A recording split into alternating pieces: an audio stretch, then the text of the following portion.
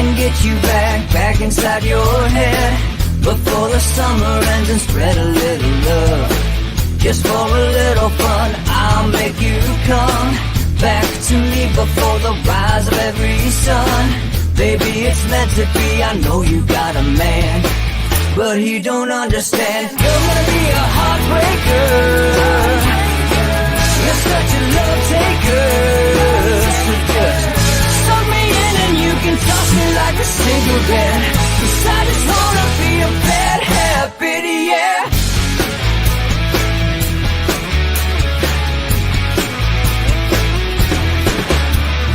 Rhythm in our love, it's impressive, excessive. You can't make this stuff up. My chest beats, it's restless, wakes the neighbors up above. Yeah, baby, come and show me love. Baby, come and show me love, because you're gonna be a heartbreaker. You're such a love taker. So just suck me in a bad habit, yeah.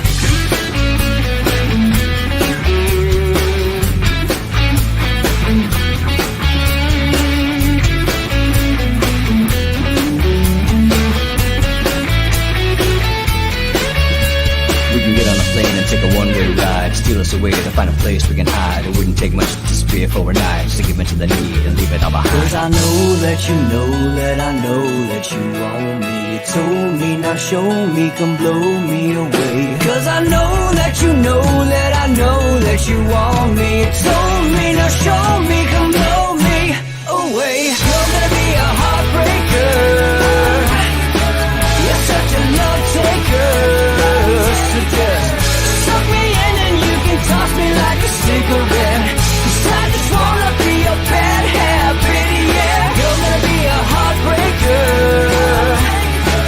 You're such a love taker. So just suck me in and you can toss me like a cigarette, 'cause I just wanna be a bad habit, yeah. Suck me in and you can toss me like a cigarette, 'cause I just wanna be a bad habit, yeah.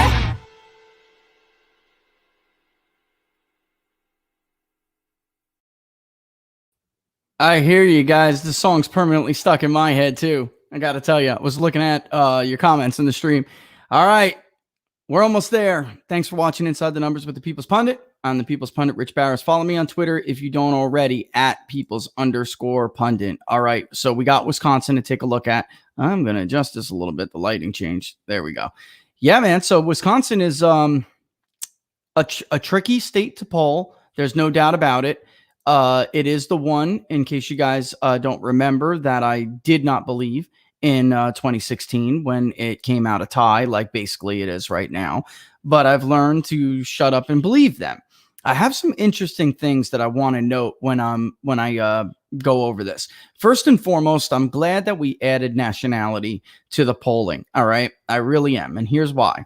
We're starting to identify people who are, we know about non-response bias. Okay. We know it's a problem, becoming a very big problem. And we even know the media is putting this stuff out like it's gospel, that they really don't know, what else, they've never made a mistake before, like Marist +6. And yeah, I had to take my tie off. Like Marist +6 in North Carolina. They don't wait for education. And missed Claire McCaskill going down in a blaze of glory to Josh Hawley. They haven't called Florida right in 5 elections outside of 2012, and they got it right for the wrong reasons. All right. If you look inside their demographics, most pollsters in 2012, we look at that cycle and we think, oh, well, they were right there. That's not true. They were right for the wrong reasons. It's not enough just to be kind of close because, right? It's just not. The bottom line is you want to be close because you're right and you knew how demographics were voting, not because you took a shot in the dark and started swinging and you came up relatively close. All right. So I'm not going to go over party with you guys, but I do want to, county by county, but I do want to note a couple of counties, and I want to talk about area, region, and then also I want to talk about the nationality. Everywhere we've polled in the Midwest, right? You have some interesting key groups in the Midwest. You have Germans, you have Norwegians, and particularly in Wisconsin and in Michigan. Wisconsin and Minnesota, which is coming, by the way, as are the Arizona update. All right. And I'll just tell you, it looks like Arizona got tight. It's going to be close, but we still favor Trump in Arizona. Okay. And McSally might pull it out, but she's struggling with that group I told you about. And if they're not going to decide now, it's Friday. They're just not in love with her. All right. But she does better among Democrats than Trump does. So that helps her there.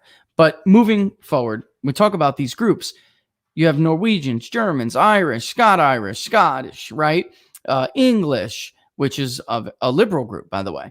And down the line, Italians, Poles, everywhere we've polled, English are overrepresented. We know what their demographics are. Even the voter file analysis can pretty much nail what someone's ethnicity is. There's a lot of unknowns there, but we can take it with a census and we can give a pretty good idea of what we know a state's composition is in an electorate as far as nationality. There is no doubt there are certain groups where this is why it's called inside the numbers over here, because it's beyond, maybe too many Democrats took this survey and too many. It's more than that. It has always been more than that. The DRI split or the RDI split is not the end all be all. And I always tell people not to fall into that trap. It is more than that. And region and education are so important. And we're still seeing polls being released that at least aren't waiting for education, let alone region. All right. So there's a couple of things you note right off the bat. Norwegians, pretty damn important group in the state of Wisconsin. All right. They are about 9% of the population. And that is projected to actually have been a low estimate, according to the census. Germans overwhelmingly are the largest at 40 plus. Irish 11, Polish 9. English are only 6.5%, yet they routinely come back more than 3 times that in the raw data collection. This is not something you can correct by waiting. All right, it's just not. And we think we got a little bit closer as the Northeast started to come in. We'll take a look real quick at the voter file map in Wisconsin so you can see. And then I tweeted something out before in anticipation of the show to go over with you about the voter file in Wisconsin. It is entirely possible, because I'm not someone who has a God complex, I will admit, it is entirely possible that this electorate is more Republican than I'm mapping it right now. As you know, we have nothing but inference to rely on in Wisconsin, but it often is it's pretty darn accurate, or at least this one is. I don't know about Target Smart. I don't have a, we use somebody else. And a special thank you to L2 for contacting me. I'm always looking to broaden relationships and data sources. Bottom line is, Wisconsin has gotten much more Republican over the years. When I first opened a voter file and ran a machine learning model on inference in Wisconsin, it was D plus and routinely so until 2016, when it got to be roughly even. You guys, if you follow Big Data Poll, you follow me on Twitter, you've seen me tweet these out. Big Data Poll tweeted out. Well, we'll run these analysis in a state and we'll send it out and we'll say, look, this is the partisan makeup of the overall electorate based on the voter file. This is what the voter file shows. I just opened it up to crunch the numbers for this poll. And I don't look at party. I don't wait for party. I just opened it up. And no doubt Democrats were far more willing to take surveys. Republicans were abandoning, as usual, at their ridiculous rate lately. And it's more than just a Republican.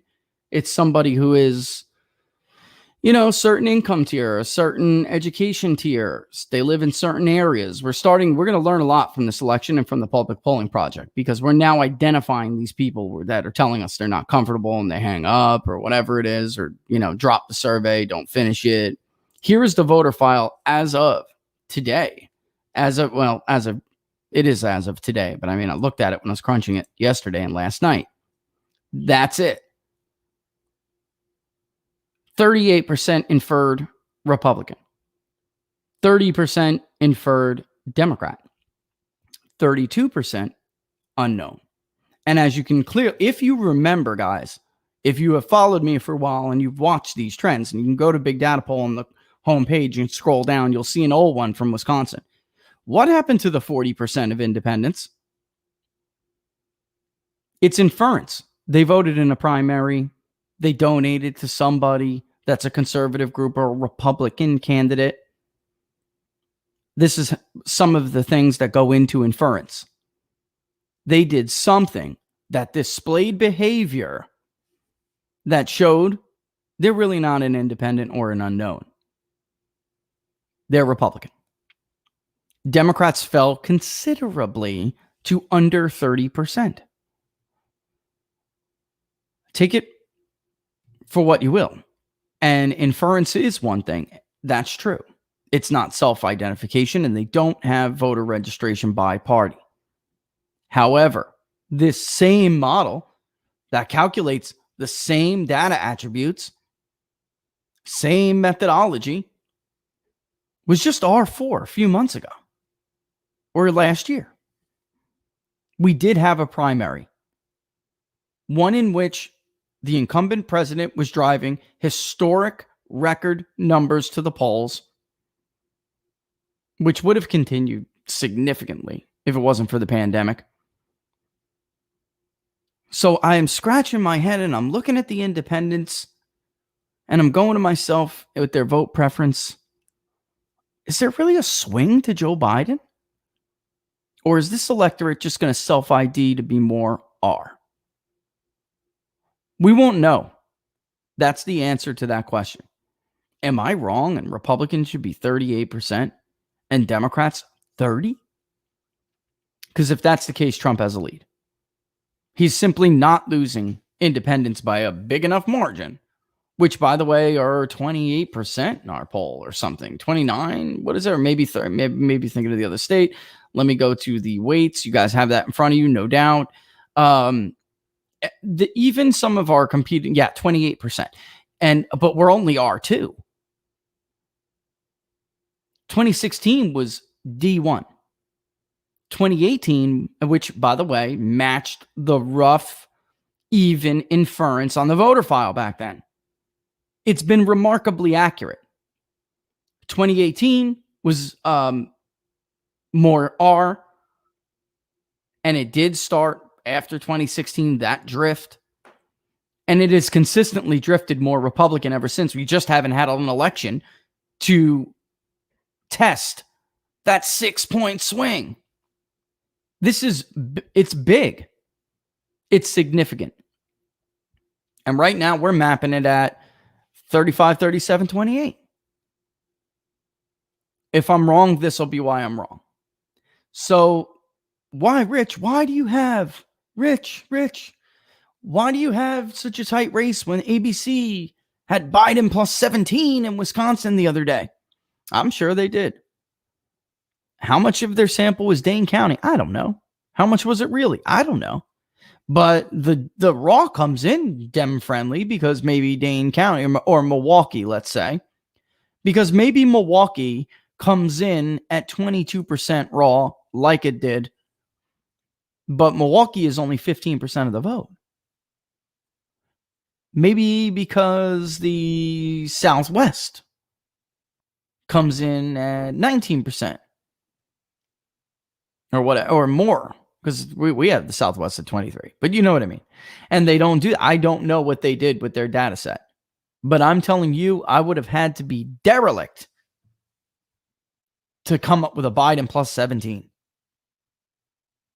We have Trump underperforming in the Northeast, and that should be a red flag. Why? Because it's a very strong Republican area. The Northwest has Ashland and Douglas, which actually I thought he'd be getting slaughtered in, considering the performance of the conservative justices in those counties, both in the state they won and lost. But that's not the case. And it kind of does make sense. I mean, he's still getting killed. He's still, Trump is still losing those counties, but he's not losing them like other Republicans lose them. And that kind of should make sense to you because Trump is a working class Republican. He's not a Romney kind of Republican or even a Hagedorn, right? Who did hold on. Which brings us to how Hagedorn outperformed the polls and won Wisconsin in the Supreme Court election in 2019 or whatever year it was. How did he do it? He ran up the margins in red areas, including the Northeast, where we have Trump underperforming. This poll will update, by the way. We're lagging in the Northeast. It's just we had an adequate sample. Heavy, obvious non-response bias. No Republican's he's obviously going to eclipse that level. And when 130 more responses come in from the Northeast, this result is going to change. I can almost assure you of it. It's just a pattern. It's becoming a pattern. High response bias, wait to oversample, get a representative sample of the electorate. That has been the case. All right. And you can see, did I get it up here? I didn't. Let me look for the distribution for Wisconsin so I can show you. Again, like the other day, I couldn't cut off areas. So it looks like, there's some in Minnesota and or whatever. It's just plots and I can't zoom in enough. If I zoom in one more time to get rid of them, then it'll miss parts of Wisconsin. So here's what we had. All right, still pretty good, but you can clearly see we missed a good deal of the Northeast. Okay, that is this result, missing the Northeast. All right, so there you have it. It's going to change, is my point. Hagedorn did well in Kenosha, which has become essentially, like Racine, a once solid Republican area turned battleground. Trump carried Kenosha 4 points last time, or 2.5 points last time. That is one of the first counties I will be looking at on election night in the state of Wisconsin. The top 3 issues in the state of Wisconsin, and let's drop the voter file. I just wanted to show you that because I was wondering, even, the New York Times poll, they had Biden up, but they had it like R1, and I'm like, really? I was thinking it was going to be like a D3. No, it's not. And in fact, I'm a little bit concerned that independents are being misinterpreted. And why? Because incumbent elections do this. Their party inflates. The polls overstate the margins for independents. And what I'm wondering is, was there really a swing? Or how much of that swing was the incumbent party just growing 8 points? Unknowns were 40, 42 sometimes. Now they're 32. Don't you find it at least a little suspicious that Republicans went from 30 to 38? I do. And I just don't know why other people aren't asking these questions. So if we're wrong, it'll be because we're wrong there. So what about the all-important area of Kenosha? I'm going to flip this over. We're going to get rid of this, and we're going to pull up the market site crosstabs, my crosstabs, instead of what you guys get to see. Let's do this. Okay. This is the most important issue in the state of Wisconsin. We'll get to that. We have Trump leading in Kenosha, and I'm leading into why he is doing better among independents in Kenosha than he is doing statewide. And by that, I mean actually edging Biden out a little bit among the independents that we sampled in Kenosha.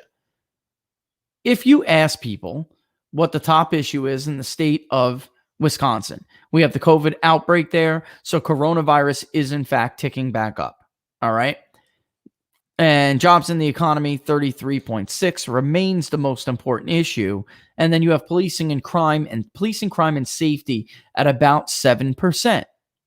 But if you look in Kenosha, it's 17%. Jobs in the economy remain a little over 30, and coronavirus falls to 13. So in the county of Kenosha, they do not view what is important about this election the same necessarily as the rest of the state. So you think, well, Trump's got an edge in Kenosha. Well, then he must be winning Wisconsin.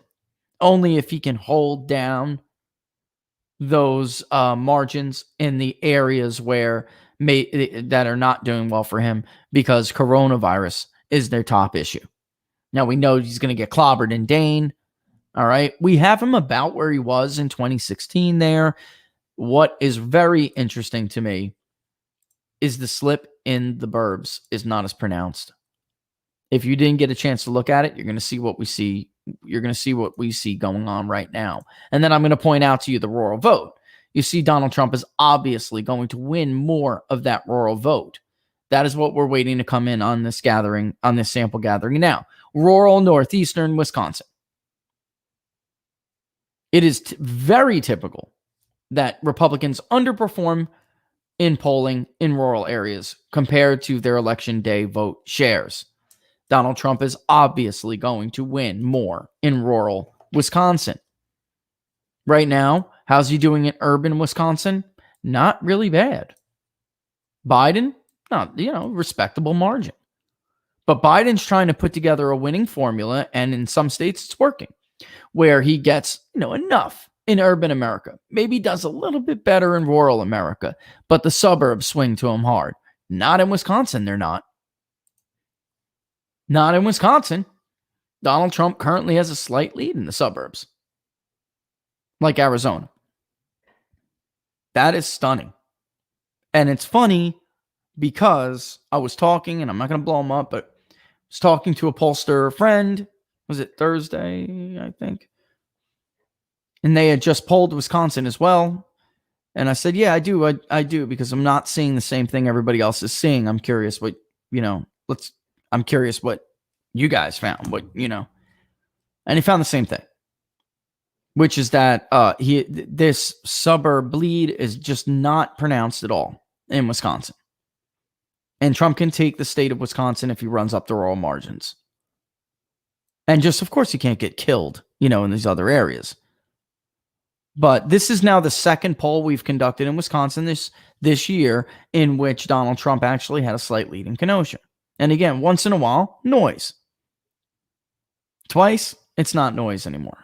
It's something that we really should pay attention to. All right, just like I think, and I don't want to get in too much in Pennsylvania, Laura's en route. You want me to tell you that? She's en route to get your questions. Oh, and I was supposed to tell you in the beginning, but I didn't, so she's listening and she's going to be mad to hold off on the questions until she gets here, because she can't write them down right now. So she usually scoops them up, copies and pastes them, puts them in there, and then is able to fire away at me when it's question and answer time.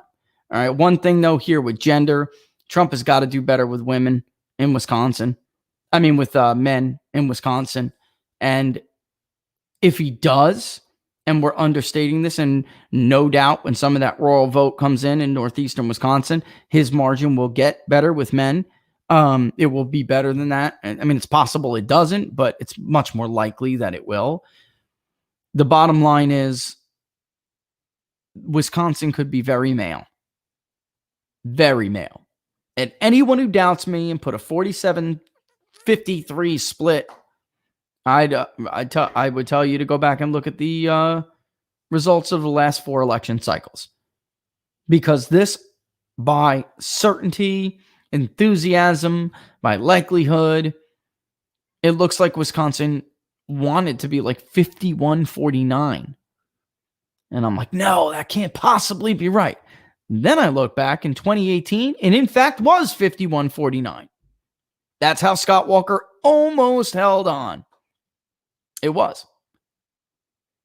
It was about 50-50 in 2016. It's 49-51, which is where we got it now. So if the electorate tends to be more male, less college educated, let's take a look at this. We're going to see they're abandoning no college degrees are abandoning Donald Trump. Really? You see it? No, they're not. And in fact, he's damn near tied with some college associates. What? There she is. He's doing very well, and Marquette found this too. In Wisconsin, if you have a bachelor degree, you're not a bad group for Donald Trump. He's not doing that bad among undergrads. You guys see that? Now, graduates, postgrads, he's getting killed. That's a 30-point margin. But he's basically doing pretty decent with the rest of the groups. All right. That is among one of the worst post-grad margins we found. And it tells you, by the way, that if you look at some of the demographic data from early voting, it seems to be pretty dang male, pretty dang no college. It doesn't seem to be very educated, if you call it that. And that's what Trump would need to pull off what would be the biggest upset, even worse than 2016. Because they're all in. They're all in. What do I mean by that? I mean, some of these guys are just full of crap. I'm at the point now, how many states am I going to poll where this is why they're having a canary. This is why they got Obama and running all over the place. Biden running back to St. Paul. By the way, we'll have Minnesota soon. Running back to St. Paul at this stage of the game? That doesn't sound like a man who's 12 points ahead. That is not the behavior of a man 12 points ahead. I thought this new influx of voters was going to bury Donald Trump. We ask about vote history. We know who says they're voting what. Everywhere, by the way, he does need, and by he, I'm doing better with nouns. By he, Donald Trump, he does need a big election day vote. So the campaign probably should have shifted to in-person early vote, and they did. They're certainly stomping Republicans out now. But as it stands, look at Texas. As it stands, they still do need an early in-person vote. Hold on one second, guys. Hello, my precious pumpkin. Just wanted to say that. My daughter peeked in to say hello. I haven't seen her all day. We're close. Very close. All right. She's a daddy's girl, and I am totally wrapped around her pinky. It's just no doubt about it. I underestimated the power of the daddy-daughter relationship, and I am a sucker. All right. Let's look at other stuff. Let's look by age. Interesting here. Trump and Pence splitting seniors. There's quite a few that say, I'm undecided. I'm not going to decide until I get in the voting booth. They are those kinds of voters. This looks a lot like 2016. The way it looked in polling, not how the vote turned out, the way it looked in polling. You have some of these seniors there. You know what the media is going to do. Don't stand in line too long close to somebody to vote. COVID will get you. It's going to get you. They're doing that in Wisconsin right now. They're doing it in North Carolina right now. The 45 to 64 age group, Trump's lead there is significant. The remaining undecideds, that is the group who either approves of him more or less disapproves of him. And he's getting quite a few people who say they don't approve of him. All right. Not doing bad with 30 to 44. Biden has had some problems with that group just about everywhere. Trump seems to be doing better among the 30 to 44 age group than most Republican candidates. I've just never seen this. Not like this anyway. I've seen it in some gubernatorial races. It happens on the, but I'm talking about a presidential election cycle. 30 to 44 in Pennsylvania is like a hot group for him now. He could really turn that into something. In Florida, he led with that group. 18 to 29, he's getting 36.3% of the vote compared to Joe Biden at 56.3%. It would appear that there could be some problems with youth voting. I'm not seeing this ginormous youth vote. Hey, there she is. Now you can find me, Essay. No, I didn't. Oh my goodness. How dare you not? How invite horrible your of me. own wife? I don't want to make any comments on Minnesota because it's hard when you just like kind of glance at the raw to divine anything from it. And you really don't know, well, how badly is it lopsided to Dane County? It was lopsided badly. When I first glanced at this, I thought, this looks like a Biden +6 to me. Right, Laura? I'm like, oh, this is going to be a Biden +6. I'm getting very bad at doing that because the response bias is horrible. It's just terrible, guys. It's just terrible. And I mean, I know you don't like pollsters, but I mean, really, you got to take the polls or we can't do our job. You know what I'm saying? If you guys want accurate if you want accurate, data, stop hanging up on people. Yeah, seriously. Stop hanging up on people. You know, I mean, really, it's getting to the point of ridiculous. All right. So I did tell you guys I'd leave a lot of time for questions. Let's see if there's something I want to just go over. Let's do region and you'll see what I mean. Do you see the Northeast here? Trump is going to romp in the Northeast. Do you see that? Look at, first of all, how many are undecided. They're full of crap. All right. And then the margin is tighter. I'm not even sure Joe Biden's going to break in the 40s over there. The margin is what it is right now. Because it could, first of all, sampling errors are larger for smaller areas. But I think it's possible. I mean, Hillary Clinton she got about 40% in the Northeast. Exit polls say 39, but really can equivocate over that at this point. What I'm saying is I submit to you, these people are full of crap. And when the rest of the poll is done, right? I mean, because we did have an adequate sample, in theory, without getting too much into the weeds, but not granular, not at the granular level. When you look at them and you say, who are these people? That many people have a postgraduate degree in Northeastern Wisconsin? I don't think so. As a matter of fact, I know not so. So that's what I mean by that. Please make that crosstab a little bit larger. You know what I can do? I can make it full amount if you guys want to see it. Bang. All right. So there we have the Milwaukee area. Not much different, about a 2-point increase for Trump. Right around the Hillary area for Biden. In the southeastern region of the state, we have about a 16-point margin for Donald Trump.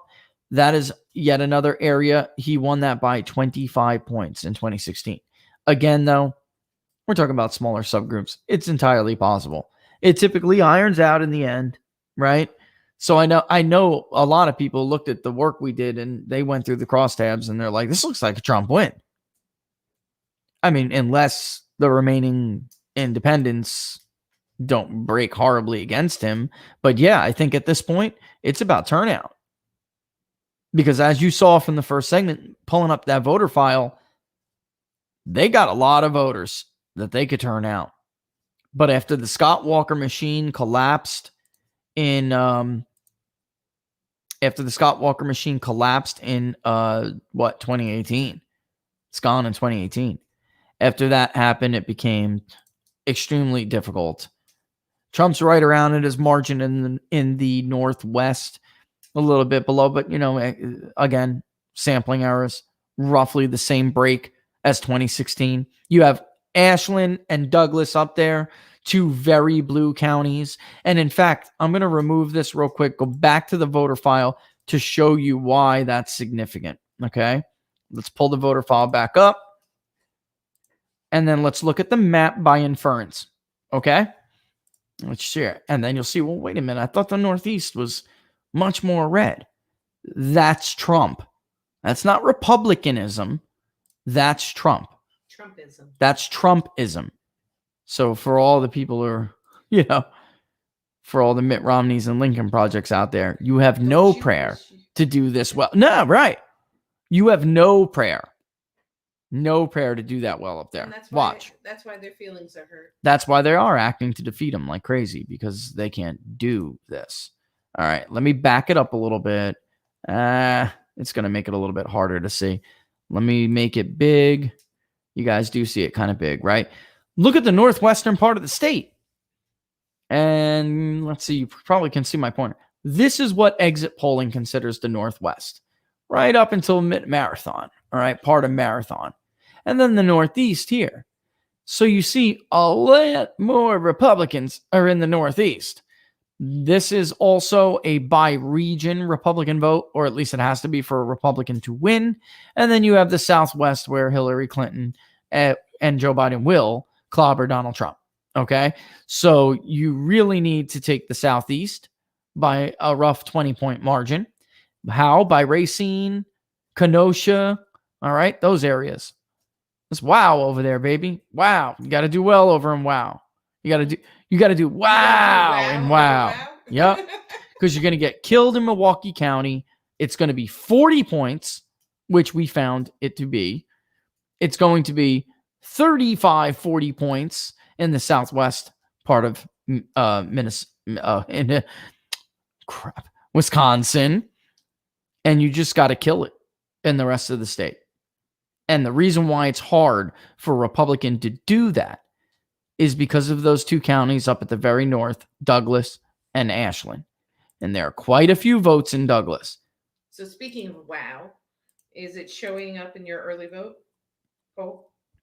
Is the wow early vote showing in your poll? Oh, yes. Yeah, kind of is. And I didn't listen. I didn't get, I guess I can put it up when it's totally done, who's voting where, who voted already. Our polling clearly does not show. It looks more like some of the voter file data you're all seeing, like with Wisconsin, with respect to Wisconsin. Mm-hmm. Yeah, he's doing great in the early vote in WoW. And I got to tell you, stunned. Laura will tell you, I'm not joking. I was like, whoa, in Kenosha, right? Yes. Because he wasn't doing good with independents in a lot of the state. And in that area, there are people in Racine who flat told us they can't stand Trump, but they're absolutely not voting for Joe Biden because Kenosha is just a little damn too close. Mm-hmm. Like, I mean, it's bad. And that's why Kenosha is so different with the most important issue. There is no the demographics of undecided. Do they look? I think PA is still Trump's best state. I really do. I've thought that for a while, guys. Listen, there's just something attitudinal about Pennsylvania. When you showed me Kenosha, I did a happy dance. Shit, yeah, and she did. And when, but when you look at Pennsylvania, it just looks more favorable to me. Like, it just looks more favorable. I have a feeling it's going to come down right to freaking even. But I just feel like Pennsylvania is it's heading in Trump's direction. I polled that. I saw that within a week and a half, Biden lost 3 points. And it was among all those groups that Trump needs to do that with. Pennsylvania also votes later. It's not voting like Wisconsin, like you're seeing right now. It's just, it's not. That Southwestern Democrat, that's a swing Democrat. It's a big deal, and they vote later. I do think that, I will say, Vimeel and everybody, thank you for the super chat. I do think Texas is going to be closer. Okay, I do. I just don't think that, I want to try to sneak in New Hampshire. I'm leapfrogging here. I just think that the Trump by 5 is, there are different schools of polls. One's where Biden's got an edge and others where Trump's got like a 5-point lead. I think the Trump by 5 is right about right. What people don't seem to understand is that not everybody who's in these new group of voters is a 70-30 Biden split like you're hearing. It's just not true. And in fact, we are asking people where they're from in some of these states. Texas is Ted Cruz only won re-election because of people who just recently moved there. All right. He could have lost that. But Donald Trump is not Ted Cruz, and Joe Biden sure as hell isn't the fake Beto they tried to sell to Texas. If they ran that election again, Beto would be clobbered because now everybody knows who Beto is. Beto the beta. And Texas polls were horrible last time, folks. Even The Tribune had Trump up by 2 or 3 at 45%. 45%. Look at where he ended up. Trump only leads Clinton by 3. Way under 50. Now they have him plus 5. 50-45 at 50. And I hate to give him credit, but you know who also polled it at 5. All right. So I think it's going to be close. I think Texas is a problem for Republicans in the future. I just do. But you know, it is what it is. All right, so let's ask. Well, let you guys marinate on that map a little bit while you look at the different regions, and I figure we'll bring Laura in to answer some questions. I'm gonna scroll through some crosstabs to see if there's anything else I did want to talk about. Nationality, I did want to talk about. Yeah, that's gonna be fun. But grab a question first. While I need a break right. anyway to drink some water, which I don't have. I'll be right back. Here you go. Oh, I love this girl. Can I take that? Yes, Can I just take it? yours. None but love Yeah, for it's you, got honey. your name on it. All right. Did you? All right. So Ryan, he wants to know, could you ask Rich for the question today on show? Could you ask him if the Amish vote, which no one can poll for obvious reasons, could be the key for Trump to win PA? There are 89,000 Amish that live in PA, and they are all for Trump.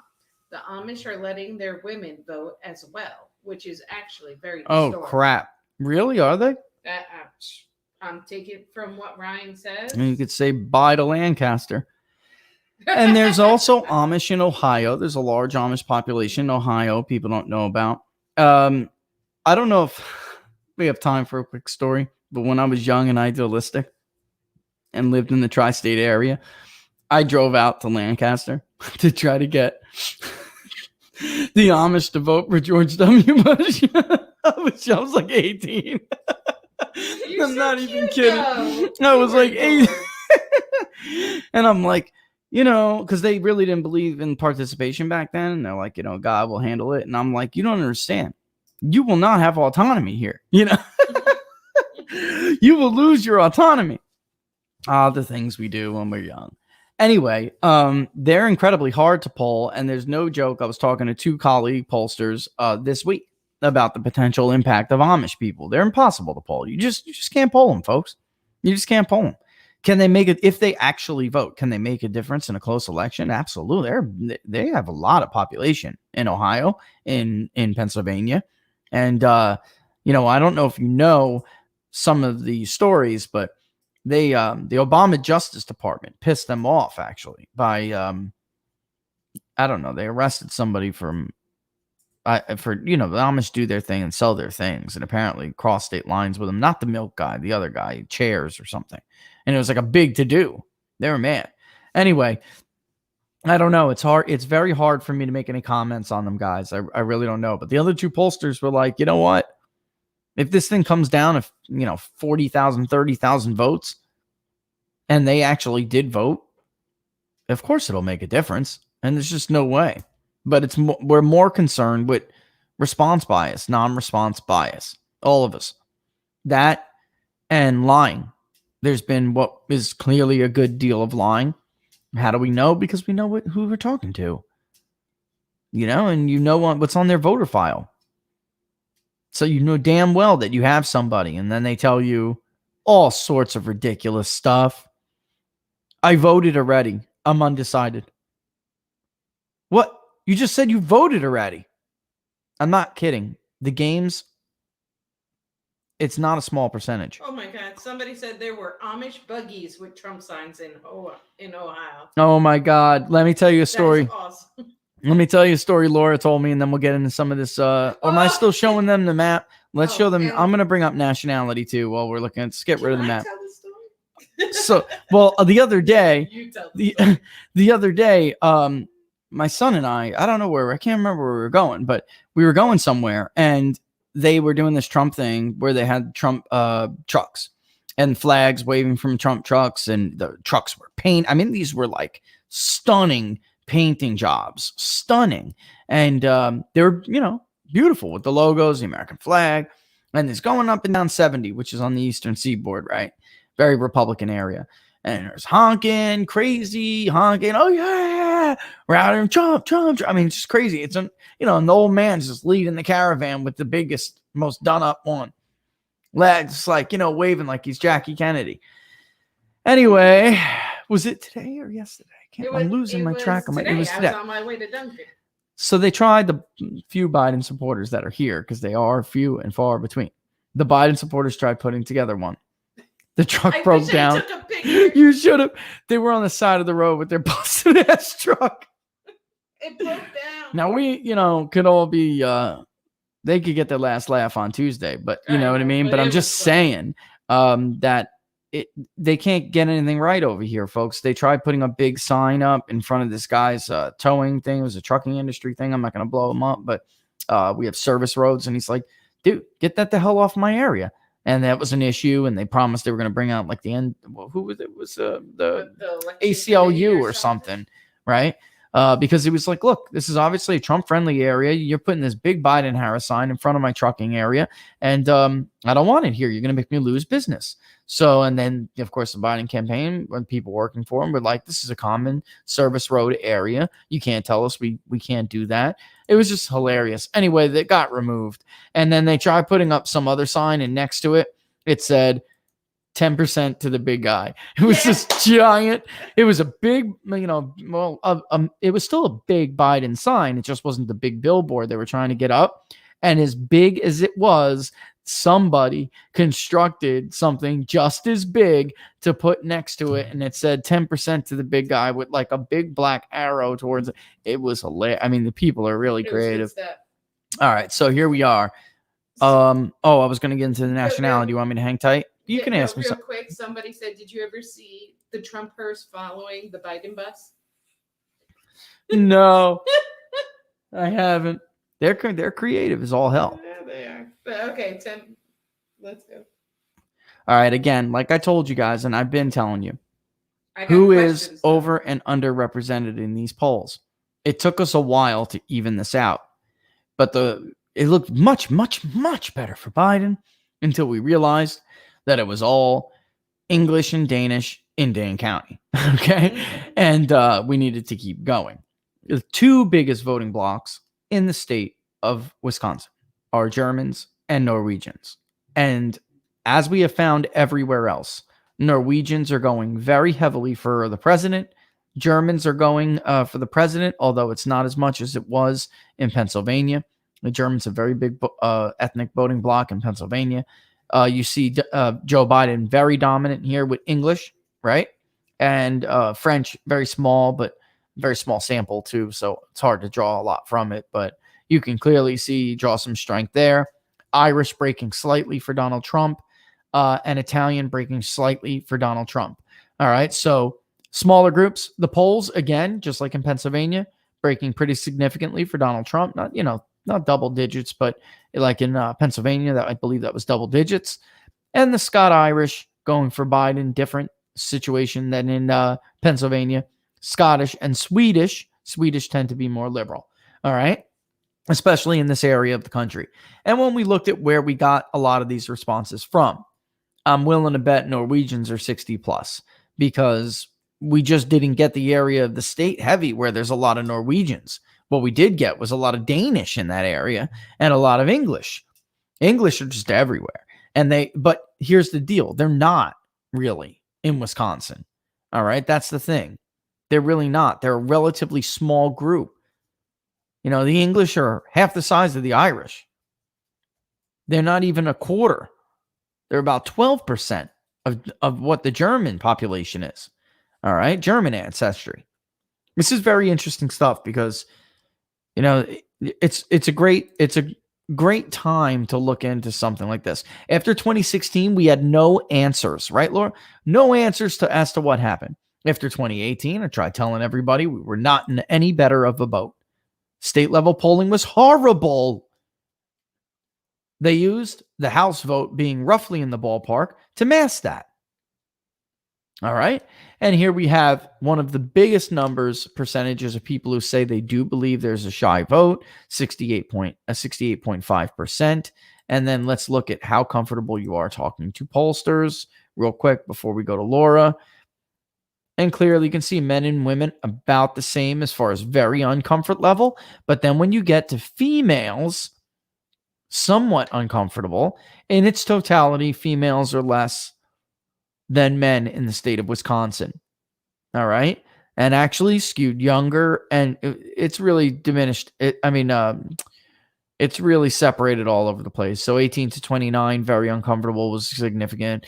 45 to 64 was almost as significant. All right. That's, by the way, that's the president's best group. All right. So it will be neat that we did this stuff, because if and when there's a polling miss, at least we'll be able to add something to the conversation if something happens. All right. All right. I mean, I don't think there's even a question that these polls are inflated. I would have had to been derelict to come out with a Biden plus 17. Derelict. There's no way to fudge that. You would have had to take raw and just totally manipulate it.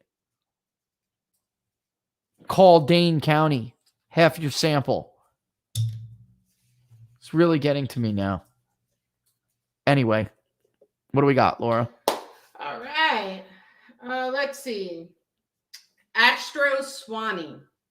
I was fascinated by the primary results in Colorado. DT 628,000, Bernie 355, and Joe 236. Oh, and Bloomer's 177K. In what universe now, with what we know now about Biden, will Joe get 60% of Bernie's base? If a third of Bernie's base is ticked off, then it's game on.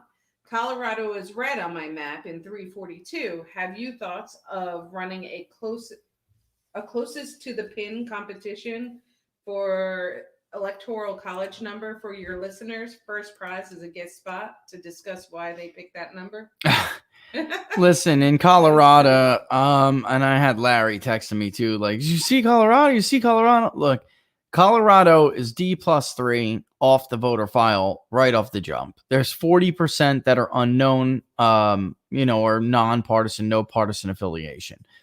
It is only, it's not bad. Honestly, the Hispanic population is not that big. What it is about Colorado that makes it very hard for a Republican to win is that it's substantially younger. Okay. It's a tough state, guys. A tough state. In a landslide, which I'm not sure we're headed to because there are differences in what I'm seeing in the polling them from 2016. Unless polling is significantly worse, which it very well could be because it does appear to be getting worse. Like Andrew Gillum did not win Florida by 12 points. All right. I mean, Claire McCaskill did not beat Josh Hawley. I can go down the list. You guys know it all. So it is possible. I'm just saying that I look at demographics less than I even look at polling. I care more about how I see demographics vote. And Trump is doing better among Hispanics in many, many areas, but I don't know because I haven't polled it if Colorado's one of them. And in fact, we've not seen in some of those states, there are some states where a lot of Puerto Rican ethnicities, they're not coming around. So who are working Mexican men, we all know the story in Florida. By the way, there's basically a finger pointing story. This morning, it was the headline story in Politico, where the Democrats are already pointing their fingers at each other for how Joe Biden lost Florida. Meanwhile, the Slimer is over there pretending he knows how independents are voting. Let me just say this, by the way. Anybody who claims to know how NPAs are breaking in Florida, or how MPAs in North Carolina are breaking, or how blah, blah, blah, blah, blah, is totally full of crap. We've been down this road before. I can't believe they haven't learned from their mistakes or have any shred of humility whatsoever. We've been down this road before. The truth is, we don't know. Nobody knows. The exit polls will be bad. They'll be horrible. And anyone pretending that they know is full of crap. They're relying on what we now know to be, even when polling data is reliable, it has been wholly unreliable to project the margins in early votes. How many elections have we gone through now where we've done this? How many, even elections where the Democrat ended up eking it out, right? The early vote for, what's his name, in Alabama, right? Down the line, Beto, he did not get the margin in Texas that the polls were projecting. It almost never happens. The truth is, we're not good as pollsters. We're not that good at identifying the true break. It's tough. It's not, it's tough enough to try to get the headline number. But now you're talking about a subsample. Already voted is a subsample like any other demographic group. And you're talking about double, maybe more of the sampling error. More in most cases. They don't know. They're full of it. All right. I would just say with Colorado, focus on winning, in Nevada too. Focus on winning, for your side, the states that lock it up, All right, go ahead. Jennifer Scott, she'd like to know about elite suburbs versus regular suburbs. I think middle-class suburban women may break for Trump. We are tired of working 14 hours a day to do our regular job plus homeschool our kids. Amen, sister. So did you guys see in Michigan? I don't know if I've been putting up notable commentary. If you go to the notable commentary page, and I'll add some to Wisconsin too, it was in Michigan, 67.3% of voters said they believe there's a significant number of shy Trumpers, right? Moving on to people who said they had Michigan was the highest percentage of voters, 4 out of 10 almost, who say they are uncomfortable being truthful to pollsters, discussing their political beliefs, such as how I intend to vote for president, unquote. That included 20.3% who were somewhat, 17.3% were very. Look where they were. In urban and rural Michigan, both 14% roughly said they were very uncomfortable. Suburban voters at 20% were much more likely to say they were very uncomfortable. I do think, and I would note again and point out again, Donald Trump was never supposed to win any suburbs in 2016. Even we showed him down among suburban voters. In Wisconsin, it is very different. What you said there it's just an excellent question, because when the media talks about suburbs, they're talking about a metro suburb, right? Mm-hmm. Delaware, Montgomery in Pennsylvania. Suburb is difficult to define. There are multiple different kinds of suburbs: metro suburbs, non-metro suburbs, educated suburbs, not educated, no college suburb, working class suburbs. They're totally different. And overall, among, people who identify the area they live in, Trump actually had a slight lead in Wisconsin overall in the suburbs. It was basically a draw. And in Kenosha, a very important county with a very important burb, he had a slight lead. So, there is a difference, a big difference. And in Pennsylvania, I just want to say about that burb thing, that is the kind of burb, though, that you would expect to move away from Trump. He lost it by 4 points last time, 5 points. He's probably going to lose it by 10 points this time. He needs to make it up in other places. That's why anybody see he's going to Scranton? Anybody see he's going to Scranton? Right, I'm just saying, you got to park in Scranton. If you're Donald Trump right now, you just got to park in Scranton. And thanks for all the super chats, guys. Just in case I miss you. All right. Let's. I'm getting. You got another one? Oh, what else we got here that I could show people? I got questions. Packing the court. Let's talk about court packing. Don't. No, I'm just spinning it while you're. No, I'm just spinning so they can see it while we talk. If this, all right, Super Rob wants to know if this goes to about 150 total votes, where is Trump going to get the extra 10 million votes? Were there many Trump supporters that did not vote in 2016? Right. Well, I would say that it would be a mistake to think all of these voters are new Biden voters, just like it was a mistake for the Kerry campaign to believe that in 2004, and it was a mistake for the Clinton campaign to believe that in 2016.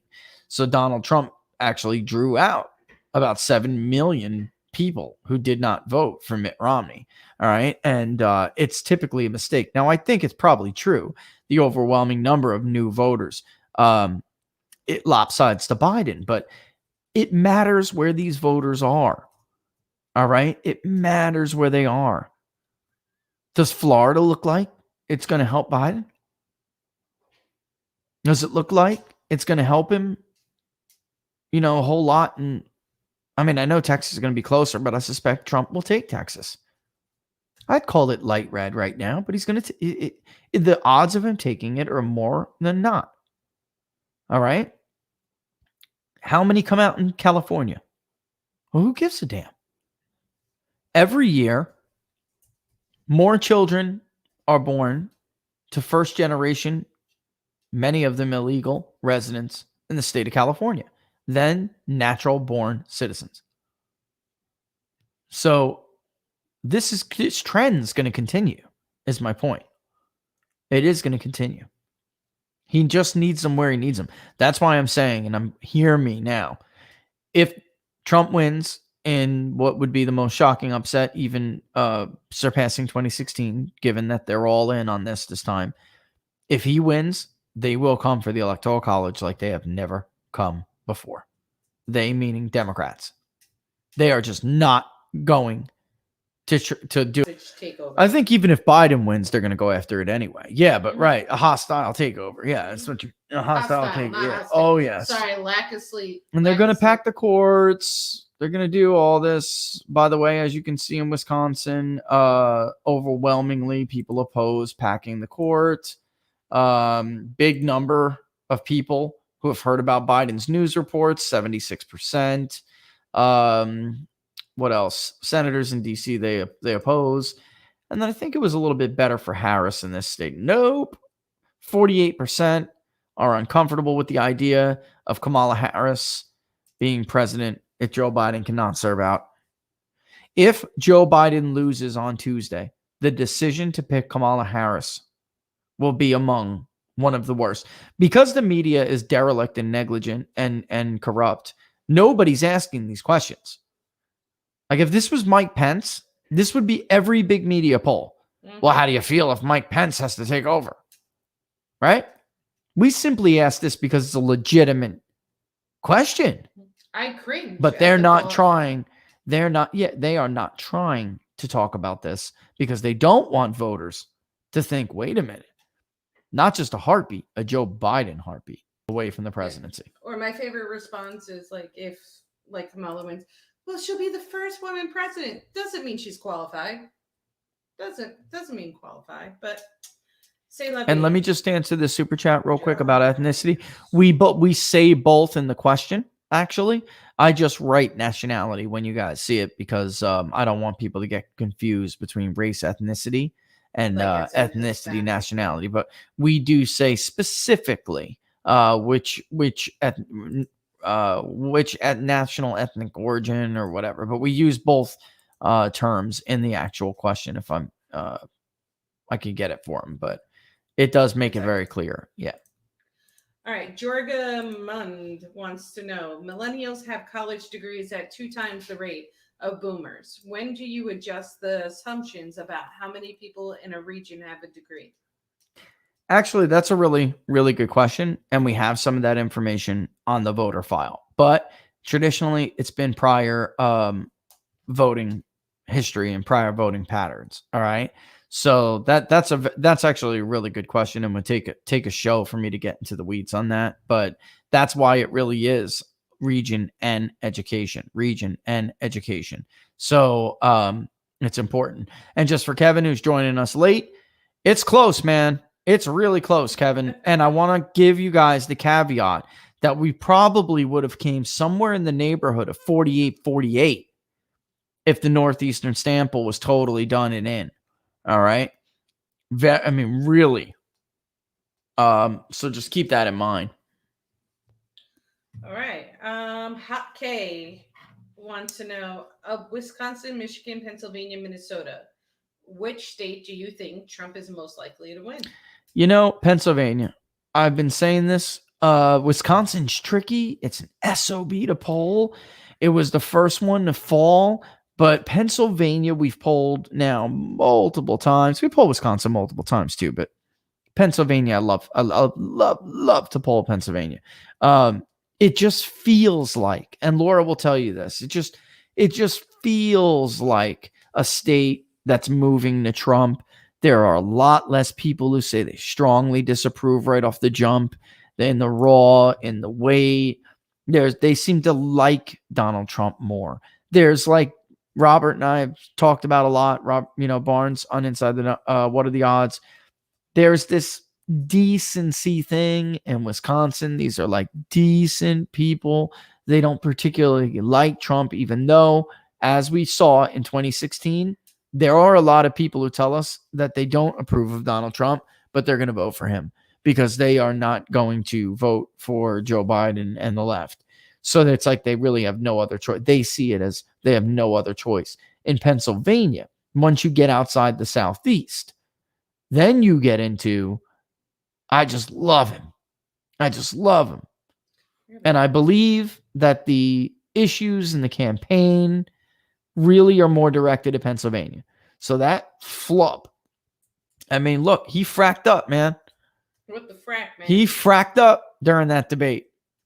And for pollsters who think they polled Western Pennsylvania and got 99% Democrat support, you're out of your freaking mind.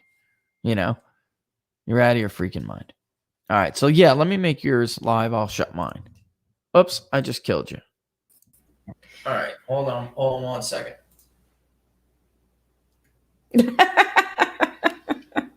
I love that. Cheese. There we go. All right. Brandon Weatherford wants to know, what should we be looking for at home on election night to see how things will trend? I was planning on doing like little pop-in videos over the weekend because we're going to have other results that come out over the weekend. And I was going to do something like that with you then, but I can give you some now. So right off the bat, Florida.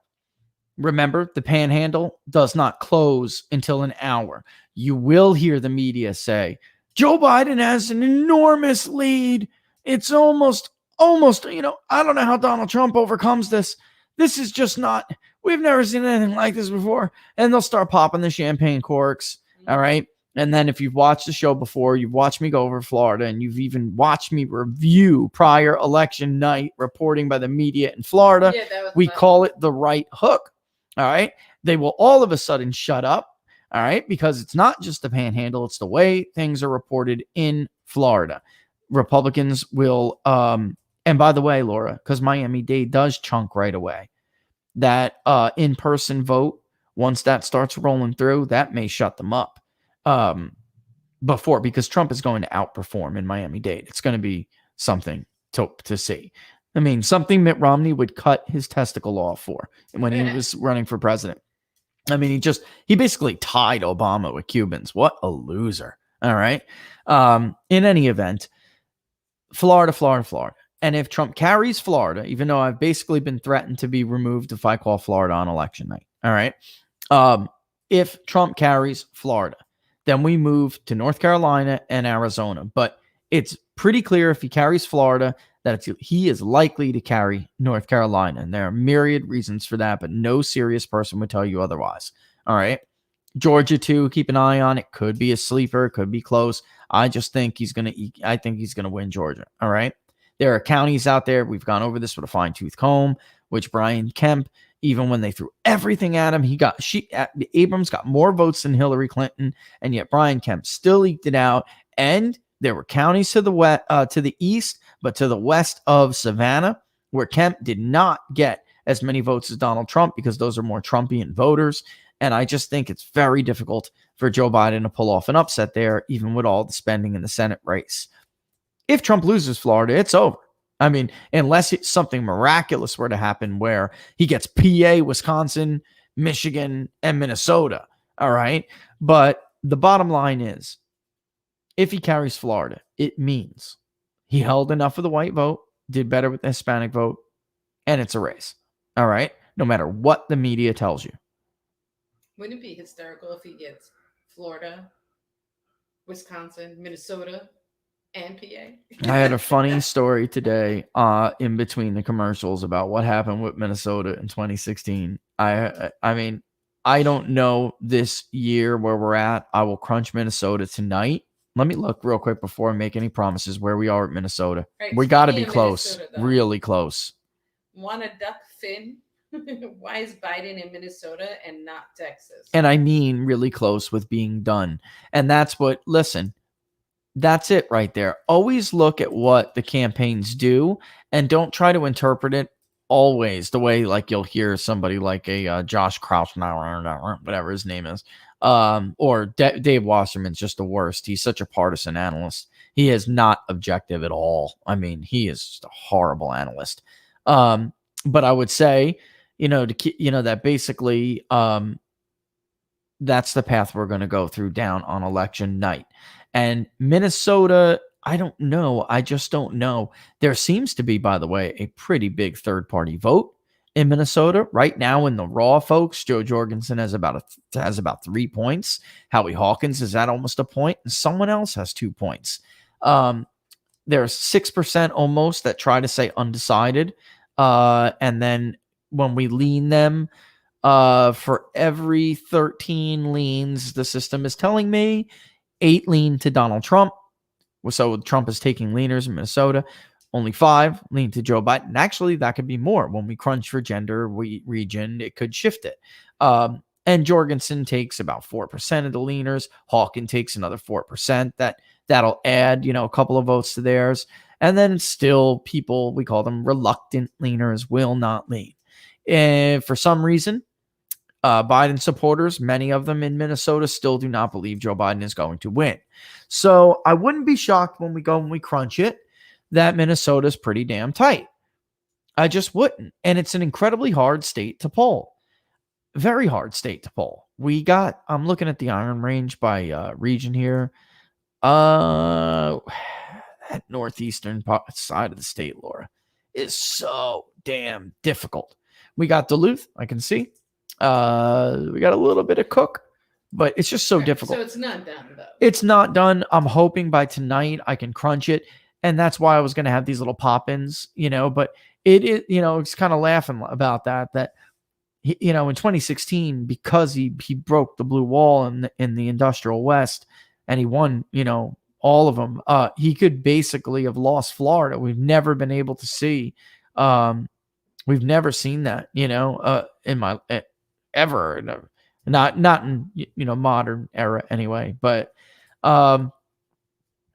yeah, so that's where we're at. I just would say that it's really Pennsylvania's his best chance in the Rust Belt. That's what I think. And I spoke to Barnes yesterday. I'm seeing some of the comments in there. I still like personally to just let the data drive me. I like to poll, but in truth, it is not disputable that the historic metrics favor the president overwhelmingly. And it's odd. It's a crazy place, it's just a crazy time we're living in. But I would also say, folks, we throw in the shutdown, throw in the pandemic, throw in all these ahistorical things that have happened, throw in a late break that there's 33% GDP growth. Who the hell knows? This is crazy. And throw in the fact, like Jim at Susquehanna has been, I got to give this guy credit. I don't know if you go look at my Twitter right now. You'll see what I retweeted. That's what they tweeted. Mm-hmm.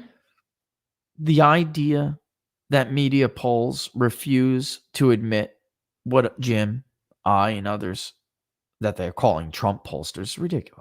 I'm not a Trump pollster. I'm not a right-wing poll. I do what I believe is my best work. And I'm always, I'm so, Laura, you watch me. I'm so, I labor over this crap, The mere fact that they refuse to tell people the problems that we're having, alone on its face doesn't pass the smell test. No. It doesn't, because they absolutely should be telling people, this year is something. It's really something, Well, because they don't want you to be fooled by anything. They want the whole picture and the narrative that they're painting. There's nothing wrong with polling. We're winning. Yeah, I know. If you admit there's crazy. a flaw, then they might be wrong. That's right. That's right. And their egos can't take that. All right. Catholic vote's going a little bit for, I see Catholics for America in here. Welcome.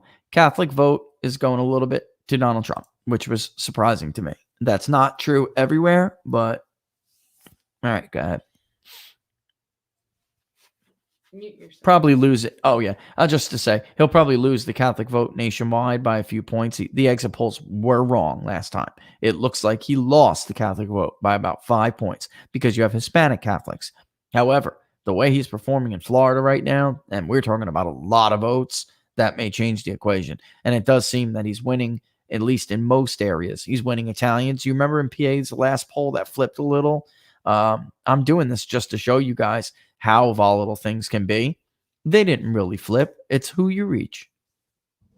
All right. JJ Sabatini. You commented on Georgia. You think he's going to take Georgia. Okay. So I do. Yeah. To Josiah B. Do you have a current electoral map prediction based on what you have seen? Who do you see winning? And Haven also wanted to know if you had a projection looking at the map today. So I know you don't like to do that. So I tried to tell them that, but I mean, in the states, I guess, that we polled, what does an electoral college vote look like, I guess? So I'm thinking right now, if Trump wins re-election, he could win it by the slimmest of margins, or let's say Pennsylvania goes for him and it goes bigger than anybody might have thought. Okay. Then we're all going to be freaking wrong. And he'll probably sweep at one or more of those Midwest states that everyone is showing is out of his reach. And then we're all going to look like idiots. All right. But we see Biden with a slight edge in Michigan, unless I mispulled it.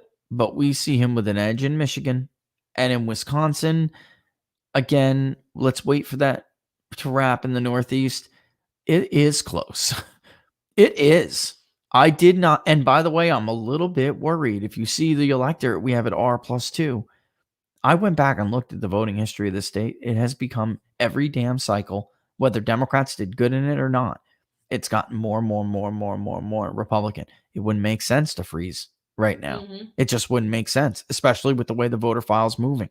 Well, I'm a little bit concerned that I'm wrong about this. I mean, Wisconsin, barring some of the results from 2018, and the Supreme Court race was a bit of an outlier, Laura, because he was not a good candidate, and Joe Karofsky had he was an incumbent that had issues, and Joe Karofsky had a lot of money, so it was a little bit different, and there was no Trump on the ballot, right? So, I mean, right now, until we're done polling, I don't even know what to say about Minnesota yet. So it's hard for me to do that, which is also why I wanted to squeak in New Hampshire, because it's just difficult. It's just difficult. It really is. Yeah. I mean, Fuzzy, 279 is where I would see the most likely Trump re-election. His ground game, they tell me, his ground game in Pennsylvania is the better ground game. And I would have built a ground game up in Wisconsin too. I don't know why people did not see this trending. I just don't know why. And it's hurt them because without Walker there to help, you can see it's hurt them. I just want to answer KJ Golden. What is oversampling? That is, KJ, when take Florida, for instance. I always use Florida as an example to explain this.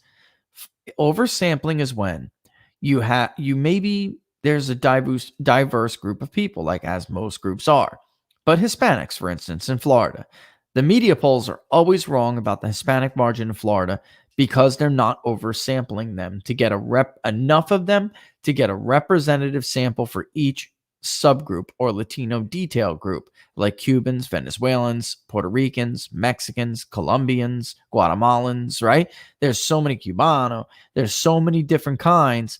They are reaching mostly Hispanics out in Hillsborough, around that area in the I-4 corridor, and they tend to be much more liberal.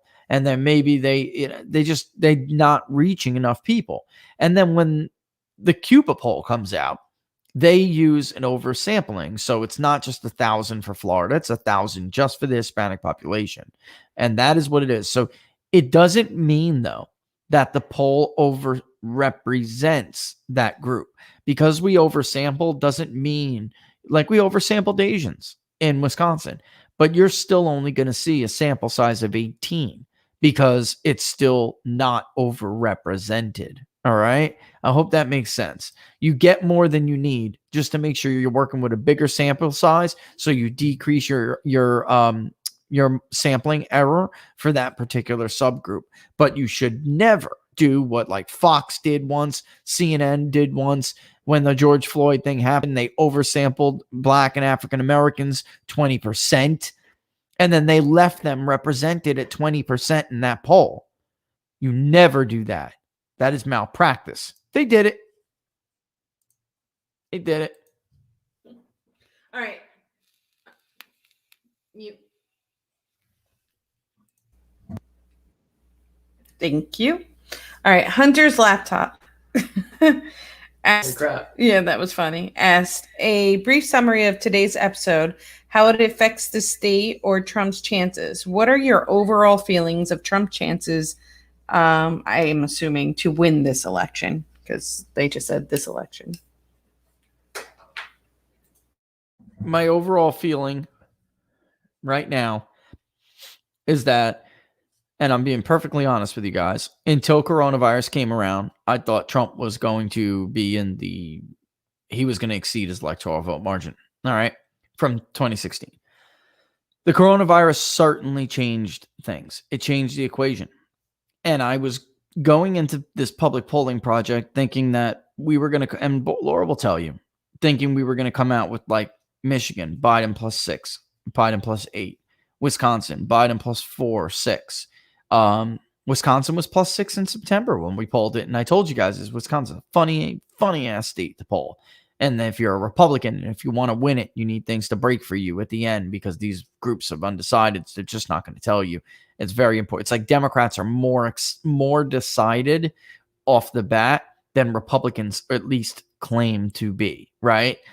Every state we went into, we're coming up now. Pennsylvania tightened. Joe Biden's lead is gone in our polling in Pennsylvania. It's now, first poll we conducted this year in Pennsylvania was Trump +1. Then, because coronavirus hurt him really badly, it went to Biden +3. And then we did 2.5, right? Whatever it was last time, 2.4. And then now it's gone. All right. So these are people we know very well, these kinds of groups, and where my idea, my gut is telling me that there's going to be a pretty bad polling error. Now, whether or not it's enough for him to win the election, it's all about Pennsylvania. In Pennsylvania, they're telling us they're tired of the lockdown. They're tired of it. And there's just too many of those. The true people who know Pennsylvania know that the Northeast has a swing vote and the Southwest has a swing vote. Okay. These are people who can't afford to lock down again. All right. So maybe decency doesn't matter to them as much.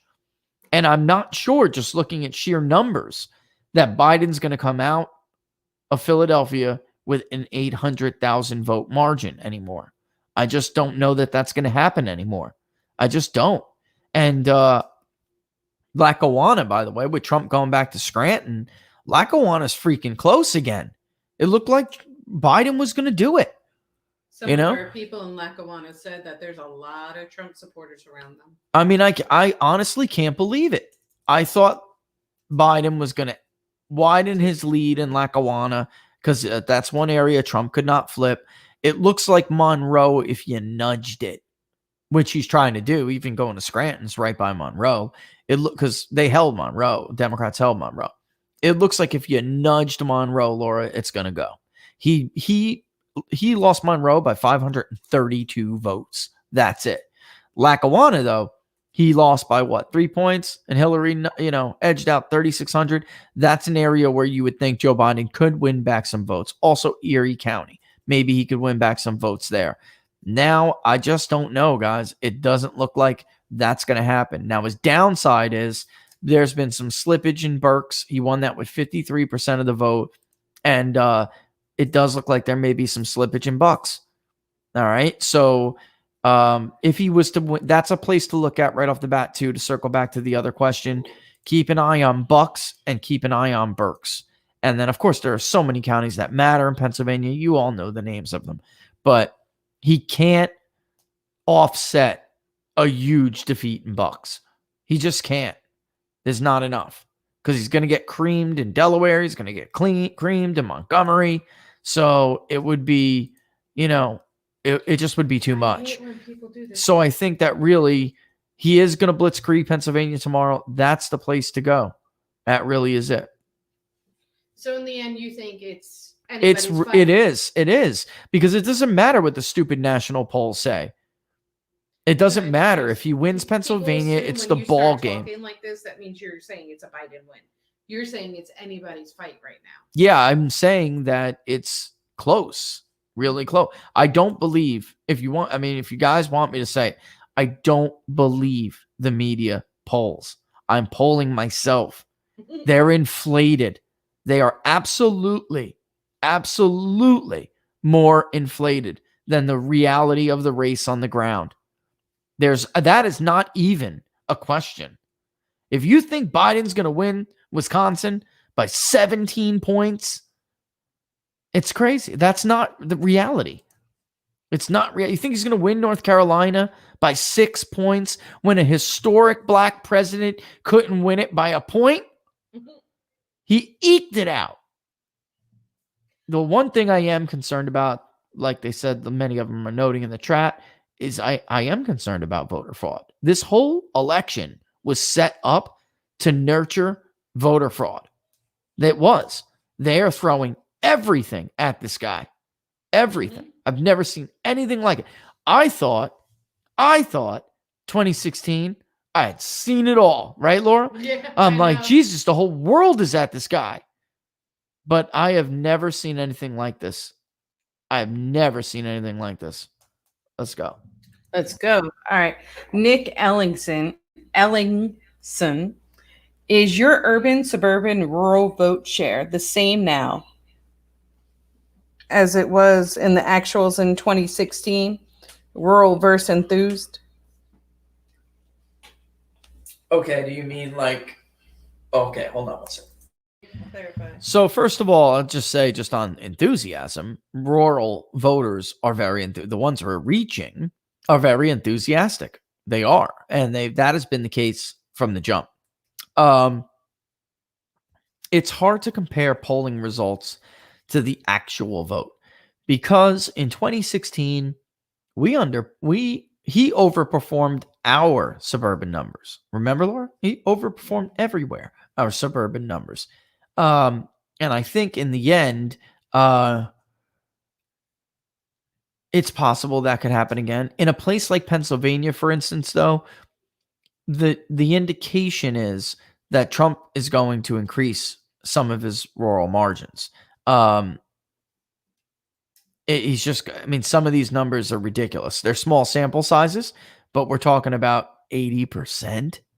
I mean, some of these areas, and that's not going to happen, but it is a good indication he's going to get like 70 in some of these areas.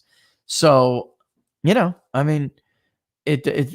also looks like Trump has the potential to do better in some urban areas than he did in 2016. And I'm not the only one to find that, by the way. I just think Pennsylvania is maybe not one of them when you're talking about the whole southeastern area anyway, even though we have them doing a little bit better in Philadelphia post those riots, because it's just, those wards are very corrupt.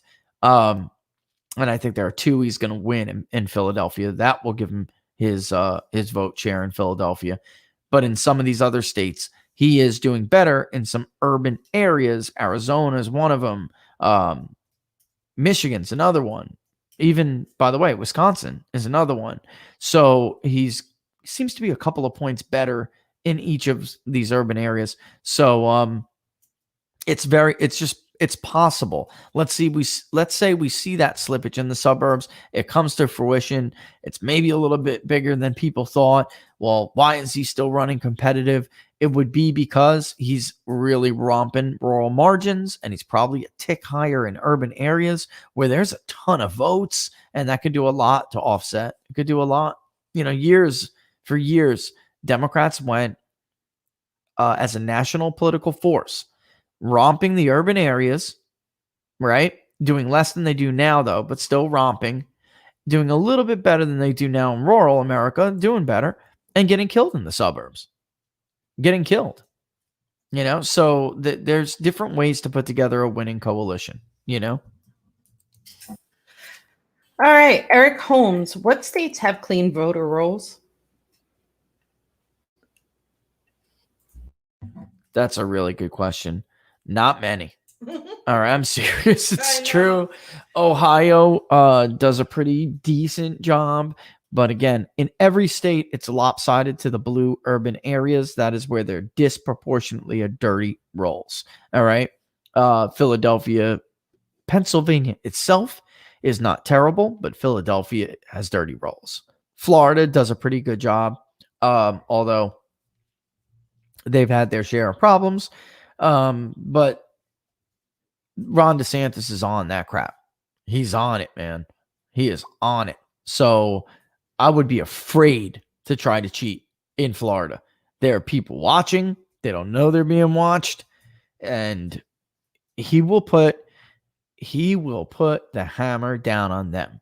In a state like, I know that just 30,000 ballots magically appeared in Milwaukee. They're going to throw everything. Even states that typically don't do this kind of stuff, they're going to do it. They're going to do it because they're going to do whatever the hell they have to do to try to get rid of this guy. So if he lost the suburbs by too much. All right, go ahead. So back to Nick's question. So if he loses, he lost the suburbs by too much. Yeah, I mean, that traditionally is the conventional wisdom, but it really, as you guys know, watching the show, it's never just one thing. Maybe he didn't get a big enough rural vote to offset it. Potentially, he could have done a little better in some urban areas than he didn't, so it really is never usually one thing, but that is the area that is problematic for him right now. He overperformed his poll numbers in the burbs in 2016. It's important to note. All right. I can't stress this enough. He was not going to win the suburbs in 2016 either. And then it really depends on what burb you're looking at. In Wisconsin, he doesn't really have that big of a burb problem. He just doesn't. He's not doing that bad in the suburbs in Wisconsin. He won them by 15 points. He's got a little edge with Biden now. That's why he's not ahead. If he did a little bit better in some of these areas, it's like Kenosha, those burbs, he's doing pretty good. But yeah, I mean, when the Northeast comes in, he's doing well enough where he could conceivably fight that to a 48 draw. I really do believe that, which was shocking to me. I thought he was going to be down in Kenosha, right, Laura? I thought he was going to be down. I'm like, you know what? Independents don't look great for him. If he doesn't pull off enough independents, then he's not going to win. And what we were finding is that people who were independent 4 years ago are now calling themselves Republican. And then that's what made me go and look at that voter file. I was looking at other things too. And I said, you know what? Let me model this out one more time before the election. And then to my shock, it came in R8. So, there you have it. All right. Frankie Two Fingers. He thoughts on Predicted's new market that allows you to vote against the spread. Nate Silver and the 538 are projecting as of midnight, November 2nd. That's a question for Barnes. I can tell you, though, that he's like having a little beta boy hissy fit that the predicted markets are not moving for him the way they else usually move for him. And I will say this too, that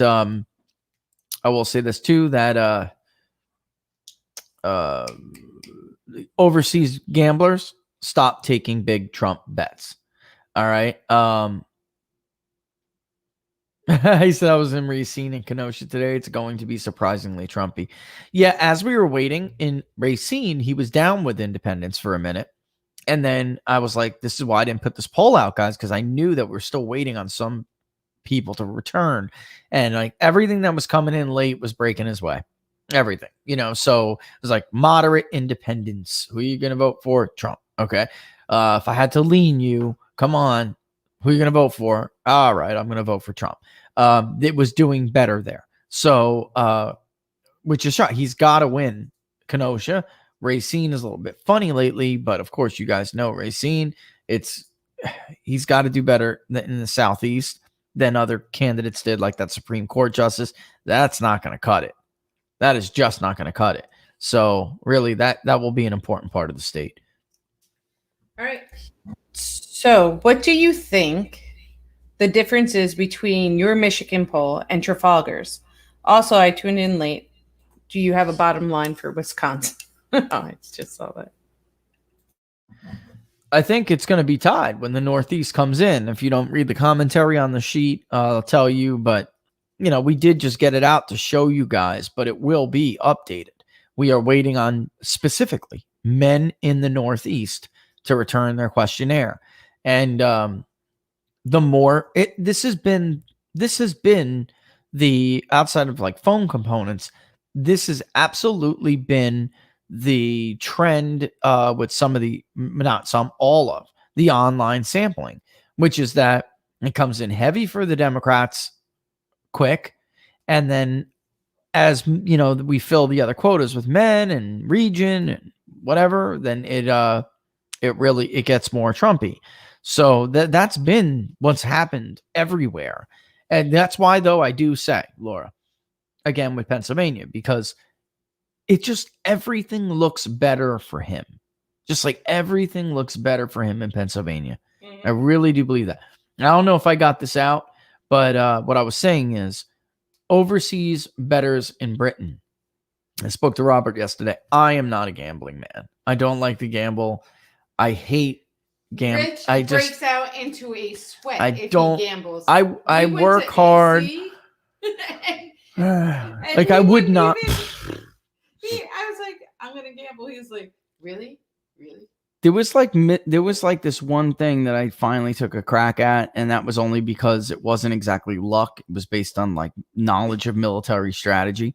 And I was like, ooh, and I did well, but then I stopped, right? Took my money and left. I'm not a gambler, but I did speak to Barnes last night, and nobody in the British bookies are taking big Trump bets anymore. He's not going. He was going to go, but he's not going because nobody will do it. And that's telling. None of them believe Nate Silver. You want to talk about Silver? I see Silver in the chat. I can't stand talking about this guy. He's such a fraud. But I'll say it just for this. But the bottom line is, you should have heard the bookies in Las Vegas yesterday. You should have heard them. They're like, we're not going bankrupt for that fraud. I don't believe this at all. So like, and he's trying to, the reason why is because Robert was like, what are you talking about, man? Trump's like, got a 95% chance to lose this state. You can't give me this bet, and they're like, that guy's a freaking fraud. I'm not losing my money. No, I won't give you that bet. They were not doing it. I mean, that's what they think of him at this point, and so that's it. That's where we're at. And he even brought up the 49ers. The dude, he was like, yo, if I would have listened to him, I would have lost my shirt on the 49ers. Like at one point, it was like 95%. You can't even call a Super Bowl, let alone something as complicated as an election. So, I mean, even if Biden wins, it won't be because of like Nate's perfect model, and it will not look like that. It just won't. All right, Russell Flowers. Exit polls will be doubly garbage, right? With so much early voting. 2, can you discuss how your questionnaires are done, phone, text, etc.? Let me get myself back here. Yep. Okay, so the first one was on exit polls, and the second one's a little bit more complicated, but yeah. Basically, and you know what? I don't think I shot out the questionnaire to people. Usually I shoot them out.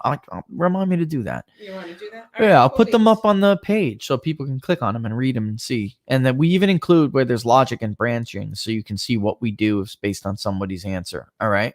But So yeah, shoot it out to them. on exit polls, I will tell you this is going to be the worst year for exit polls, no matter which way, even if they think they exactly have it right. But exit polls will be bad. All right. I personally, and I'm not the only one, like an exit poll veteran of decades no longer believes that there should be exit polling. I don't believe there should be exit polling anymore. They're propaganda tools.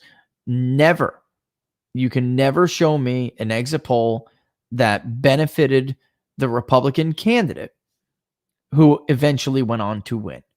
In 2004, the exit polls made it mathematically impossible for George W. Bush to win Ohio. They also showed that Kerry was probably going to eke out Florida.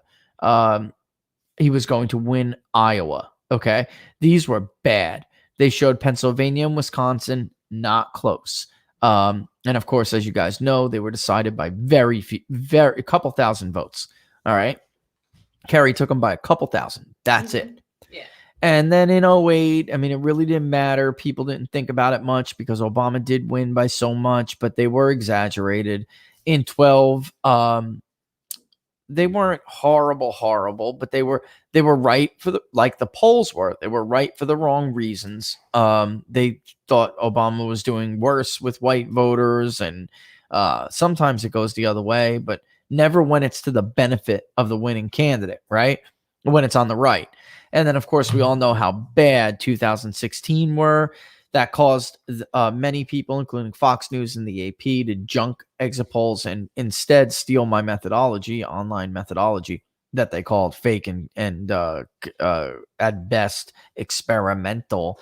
That is what we did. Track large samples online of real voters over time. That is exactly what we did. So it's unbelievable. I remember telling Robert when they announced it, I said, so basically, Robert, they stole my methodology that they crapped on for 2 years, right? So anyway, they were still terrible. And we all know how bad they were in 2016. Trump was going to lose it all, guys. He was going to lose Florida because it was 60% white or 62% white. They're still wrong to this very day if you go and look. Are you worried about the whites? Okay, I'll get there. I'll get there. It really depends on the state. Yeah, it really does depend on the state. Then I'll tell that person. All right.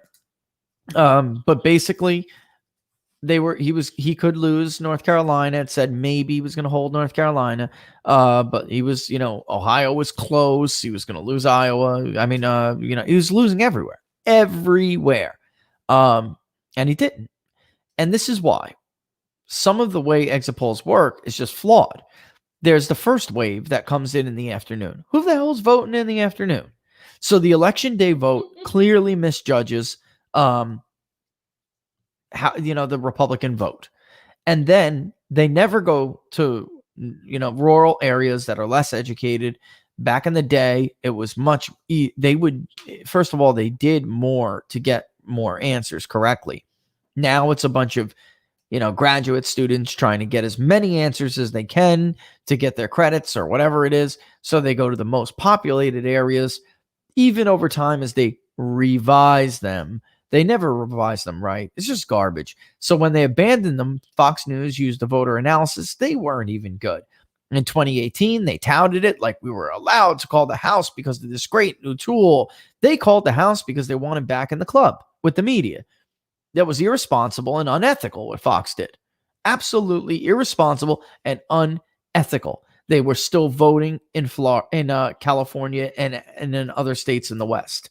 Nevertheless, they were right for the wrong reasons. In Arizona, the initial voter analysis had McSally getting creamed by Sinema among independents. It looked like the actual polls. All right. And that's not what happened. She lost independents by just a few points, 3 points, maybe, roughly. They've since revised them, but it was only about 3 points. What they didn't catch was that McSally was losing way too much of her base, particularly registered Republican women. And that is what happened to McSally in 2018. In the 2020 primary, it was even worse. They got worse as time went on. And I'm talking about voter analysis. There was no mathematical way for Bernie Sanders to lose Maine or Minnesota on Super Tuesday. Maine was every single age group and both genders. Bernie Sanders led Biden in, and yet he lost the state of Maine. Okay, every single in Minnesota, education by education, it was horrible. Bernie Sanders was going to win the state of Minnesota, and he did not. In Nevada, Joe Biden was supposed to be competitive. He got blown away. Iowa, same deal. Totally, their entrance, so it's a little bit different. But so was Nevada. But the bottom line is they didn't do any better in the regular voting primary states. They were horrible. And by the way, as were the primary polls, they were absolutely horrible. They do revise their numbers. Yes, Jason, they do. And even often they're not revised correctly. Like even Maine to this day, the truth is they just don't know, because those voters in Maine, especially in the 2nd Congressional District, they speak to everybody in Bangor and Portland, call it a day and go home. I mean, that's what happens. It's sad, but that is what happens. All right. And yes, RCP does. We have noticed on multiple occasions the average in RCP changes. Let me get to the questionnaires. I'll just a word about the questionnaires.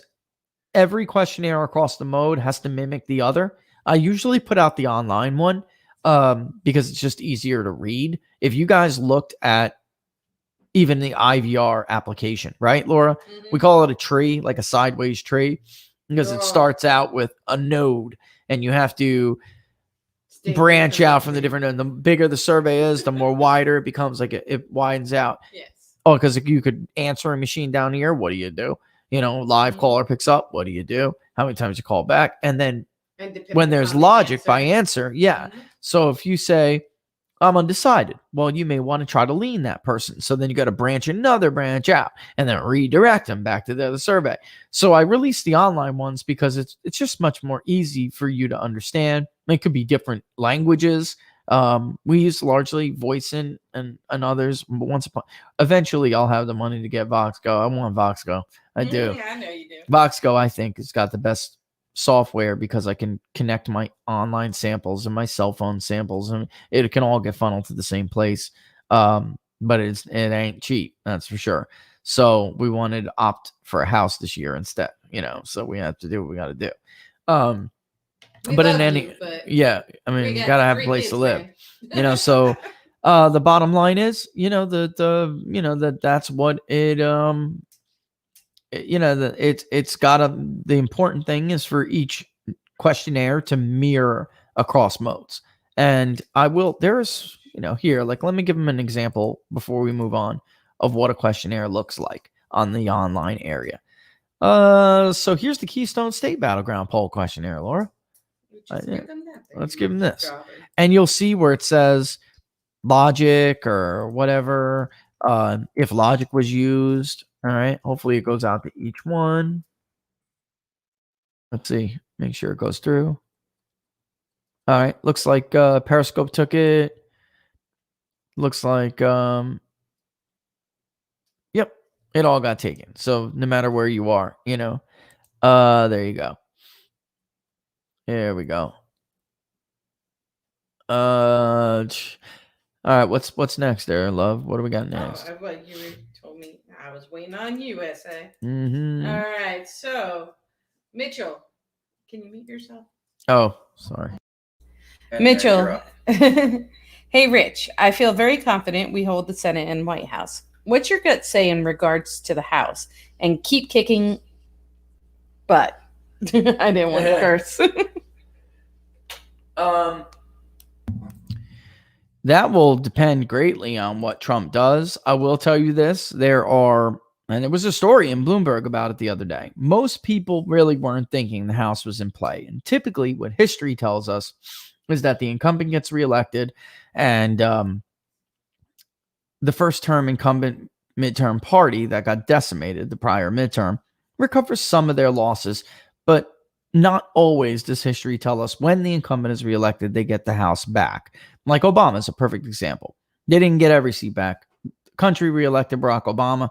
Then they gave Republicans a slight or smaller majority, but they still had a majority, right? So the bottom line is it really does depend on how Trump performs. There are, like Bloomberg outlined, there are about 4 Democrats, or 8, I'm sorry, it's up to 8 now, who are in trouble that did not expect themselves to be in trouble. And I told you when we polled Arizona, that statewide generic congressional ballot is enough to make that race a little bit too close for comfort. That is not a district that Republicans cannot win back. They can.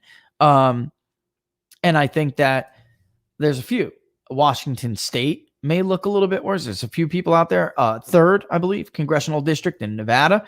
That early voting, if you're like an early voting tea leaf reader, which no matter what I do, people can't stop doing, you got to be uncomfortable there if you're her. So there could be, yeah, and right. So he made a good point. Arizona is ground zero for Never Trump. They're taking about 7% of the vote away from Donald Trump there. And that Republican ballot, though, the generic ballot, they're still going to vote for those Republicans, So it's great. And you know what you saw with O'Keefe, how they do it, how they busted their down ballot Republican campaigns, screwing Donald Trump over. They're going out and getting their vote out and instructing people to vote for Joe Biden, who are reliable Republicans. And they talk about decency, but they exploit older people who don't have their mental faculties. It's disgusting. Did you guys see those videos? Horrible. You're gonna lecture people on decency and character? Come on, you're about raw power. You don't give a rat's. Ari Fleischer's article in The Hill he put it perfectly. He said, you're offended by Donald Trump? Let me tell you how people act in private. And he said, I know a lot of Republican women who are not going to vote for Donald Trump. And he said, and that's their decision. But let me be real with you for a second. Behind closed doors, they're just polished and full of crap. They're just really good at being full of crap. Donald Trump doesn't bother trying to be full of crap. You can vote for Biden all you want for decency, but don't delude yourself into thinking he's some kind of decent guy. It's ridiculous. It's crazy. Vote for Biden because you don't agree with Trump's policies, not because you're pulling some fake moral high ground. Joe Biden's corrupt. Come on, man. Mute yourself. Did I miss anything else? Or? Okay. What'd you do? There we go. You broke me again. Emerging Bar Rat wants to know, what about Asians? How are their voting patterns? Interesting question. Slaughtering. Biden is slaughtering Trump among Asians almost everywhere. Now, you have to, when you separate, we do Asian and other. And typically, once upon a time, 20 years ago, Asians were a Republican vote. But since then, we've imported a lot of different Asians. And by the way, that is some of the problem with the suburbs. And we've gone over this before. I don't know if you've seen that episode, but the suburbs of Mitt Romney are not the suburbs of Donald Trump either election. Arizona is not the Arizona of Donald Trump for either election. When we parse out Asian and other, Donald Trump wins the other.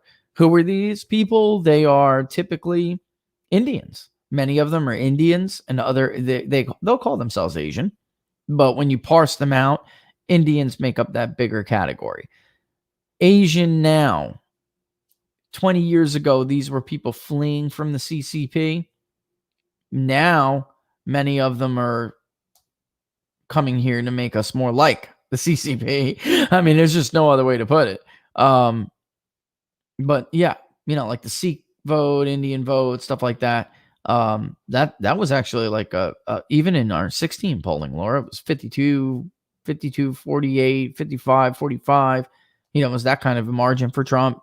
And then when you added Asian, which had, Koreans, Vietnamese, the Chinese, and Japanese too. They're the more conservative, but in large part, the rest of the Asian vote is very liberal. And for instance, in where are we at? In Wisconsin, there actually is a pretty decent, not huge, but Joe Biden is killing him. I mean, 85-10. I mean, it's just bad. It's bad. It's not that bad everywhere. It's usually about 70-30, 75-25. The other is a smaller group, by the way. You're up. Oh, sorry.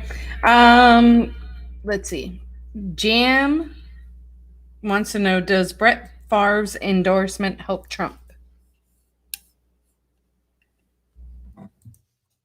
Sure. Whoops. Did I get rid of myself? No. You guys can hear me, right? Sure. It does. Absolutely. There's a certain group of men. You know what? The Big Ten helps Trump. These are the people who don't want to talk to us. So you call them on a Sunday night. They're all sitting around watching Sunday football. I remember some of these people. They'll talk. Oh, man, come on, man. I'm trying to get back. Hurry up. How quick is this going to be? 8 minutes. You want us to send it to you via email? That's a great way, by the way, to get a panel, because you need explicit permission to text message or email somebody for a poll. You can't just get a list of emails and blast them out. I think somebody said that the other day. It was a liberal pollster, and I'm like, what? Yeah, that tells me you don't do that, because that tells me you're full of crap, because that is, unless you're dying to get blocked as a spammer, I mean, you could violate SEC guidelines. But anyway, the bottom line is it does help. It does. And these are the people who just don't want to talk. They just don't want to talk. But he needs to, for instance, in Wisconsin, he's got to widen out his margin with men if he wants to take Wisconsin. I mean, that's a good way. It also gets people off their butt, It also gets people off their butt. All right. Oh, yeah. And wow, Limby, there's some things that I know, and I don't always call people out on it, but listen, this is why I agree people should at least release the bare bones of a transparency initiative checklist. I haven't done them yet, but according to APOR, you should really make them available within 30 days. We usually, as you guys know, release them right away. I'm just totally overworked, but there are people who claim they pull a list off for voter files that are 10,000. That's nothing. And that they got enough 18 to 29 by doing it. That is it is just not true. It is just not possible. When we poll, our ratio is I forgot what I was talking about. And I don't want to say her name, but she's from Dinata the other day. And we were talking about caddy work, which is call centers, and the possibility of using them as a call center. And I said, well, I'm going to pull the list myself if you just want to have your team do the calls. And I said, what would you be looking for? And she was like, 60,000 for this particular project, right? Yeah, the Florida gap is totally down now. It's their lead is gone. Florida's going to be, that's going to be a big Republican vote. But anyway, yeah. And then I see some of these pollsters say, yeah, well, we drew a list of 10,000 or 20,000 off of the voter file, whoever they use, Aristotle or whoever else. And, we made this many calls and we reached 600 people. No, you didn't. No, you did not. You were just totally full of it, right? Totally full of it. And then, okay. So you ran IVR and you got 18 to, you pulled a list of 10,000, which is already insufficient. You ran an IVR in some of it, and you got 18 to 29-year-olds to pick up a landline. Bull crap. And I see it all the time. So I'm like, where else did you get this? Tell me lies. Tell me sweet little lies. Never mind. Sorry. We do that from time to time. Yeah. It keeps us going. Tell me lies. Let's see. Where were we? Mr. Drinkard wants to know, regarding ticket splitting. Can Rich ask that in later polls, if you have voted, did you split your vote between president and down ballot races? And then Dilly wants to know if you have an Arizona update. Yeah, the Arizona update will come really soon. It's just that when we get these initial polls out of things that we do, I'm like really cautious and conscientious of them. So, it took me a little bit, but we will put out Arizona. That'll be done tonight. And then I'll move on to Minnesota. How about that? So I don't keep you waiting on Arizona too long. Yeah, but we'll do that. What was the first part of that question again? No. Yeah, what was there was another part. So, can Rich ask that in later polls if you have Oh, right. I remember. Okay. Yeah, so we actually already know that there is some ticket splitting going on, which is in the era of Obama, he totally killed ticket splitting. I mean, totally killed it. There was no ticket splitting anymore. And that was very unfortunate because, it shows partisanship. This time around, now, don't get me wrong. I'm not saying that what I mean is that it does show like heated hyper partisanship when there is no ticket splitting. It evaporated during 2012 to about 90%. By the time Obama was gone, 2016, ticket splitting was down to 0%. We saw some ticket splitting in 2018, and polling now, we see ticket splitting in Michigan. We see, but it tends to iron out. Like John James isn't getting a certain independent demographic that Donald Trump is, while John James seems to be doing better among some Republican women than Donald Trump is. So it can even itself out and they appear closer. We actually have Trump 1 point ahead of John James. I just like the independents for John James better than I like them for Trump. Or not the independents, the undecideds. And then in Arizona, there are definitely people splitting their ticket in Arizona. There are definitely Republicans who are Donald Trump, even with that never Trump crowd. Donald Trump is doing a couple of points better. And then you have some Democrats who are splitting their tickets. They're voting for Mark Kelly, but instead they're voting for McSally at the Senate level, which is weird. I mean, they're voting for Joe Biden, but then they're voting for McSally, about 5 points or so. So there is some ticket splitting. Whether or not that ends up in a state ticket split, we'll just have to see. I suspect there could be a couple this year. I really do. All right, you want to do? I know it's getting late, and if I'm gonna get started, let's get one more. All right. Hold on. Let me get your mic back. You're up. All right. Could you ask Rich a quick breakdown of New Hampshire? How are the rugged individualism independence New Hampshire is known for reconciling with a Democrat Party that is moving radically into collective ideology and policies? Thank you.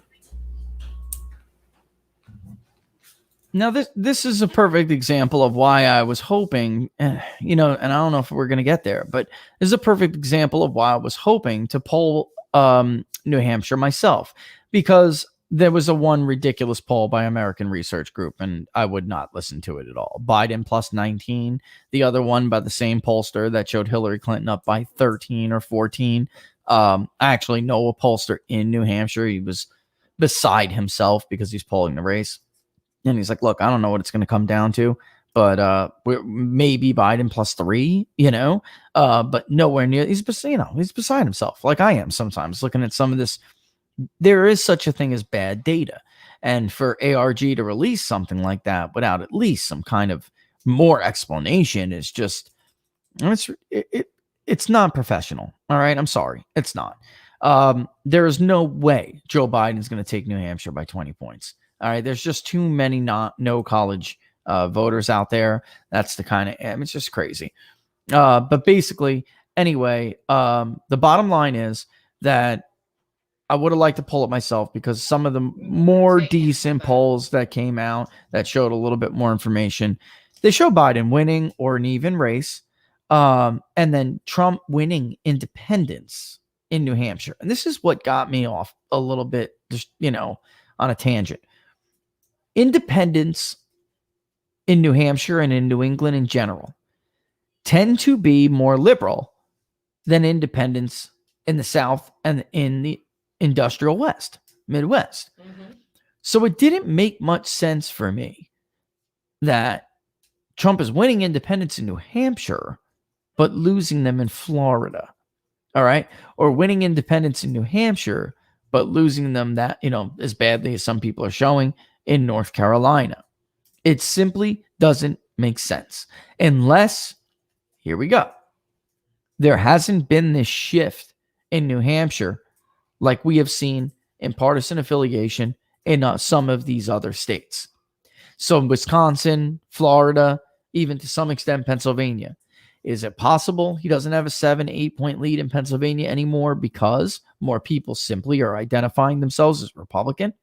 Is it possible in Wisconsin? It's because people are more people, maybe they called themselves independents before. Trump won them by 7, but now 8 points have evaporated off the voter file, like I showed you before, and they're just calling themselves Republican. So it just doesn't make sense to me because, folks, we've had 3 subsequent elections where independents in New Hampshire voted to the left of Florida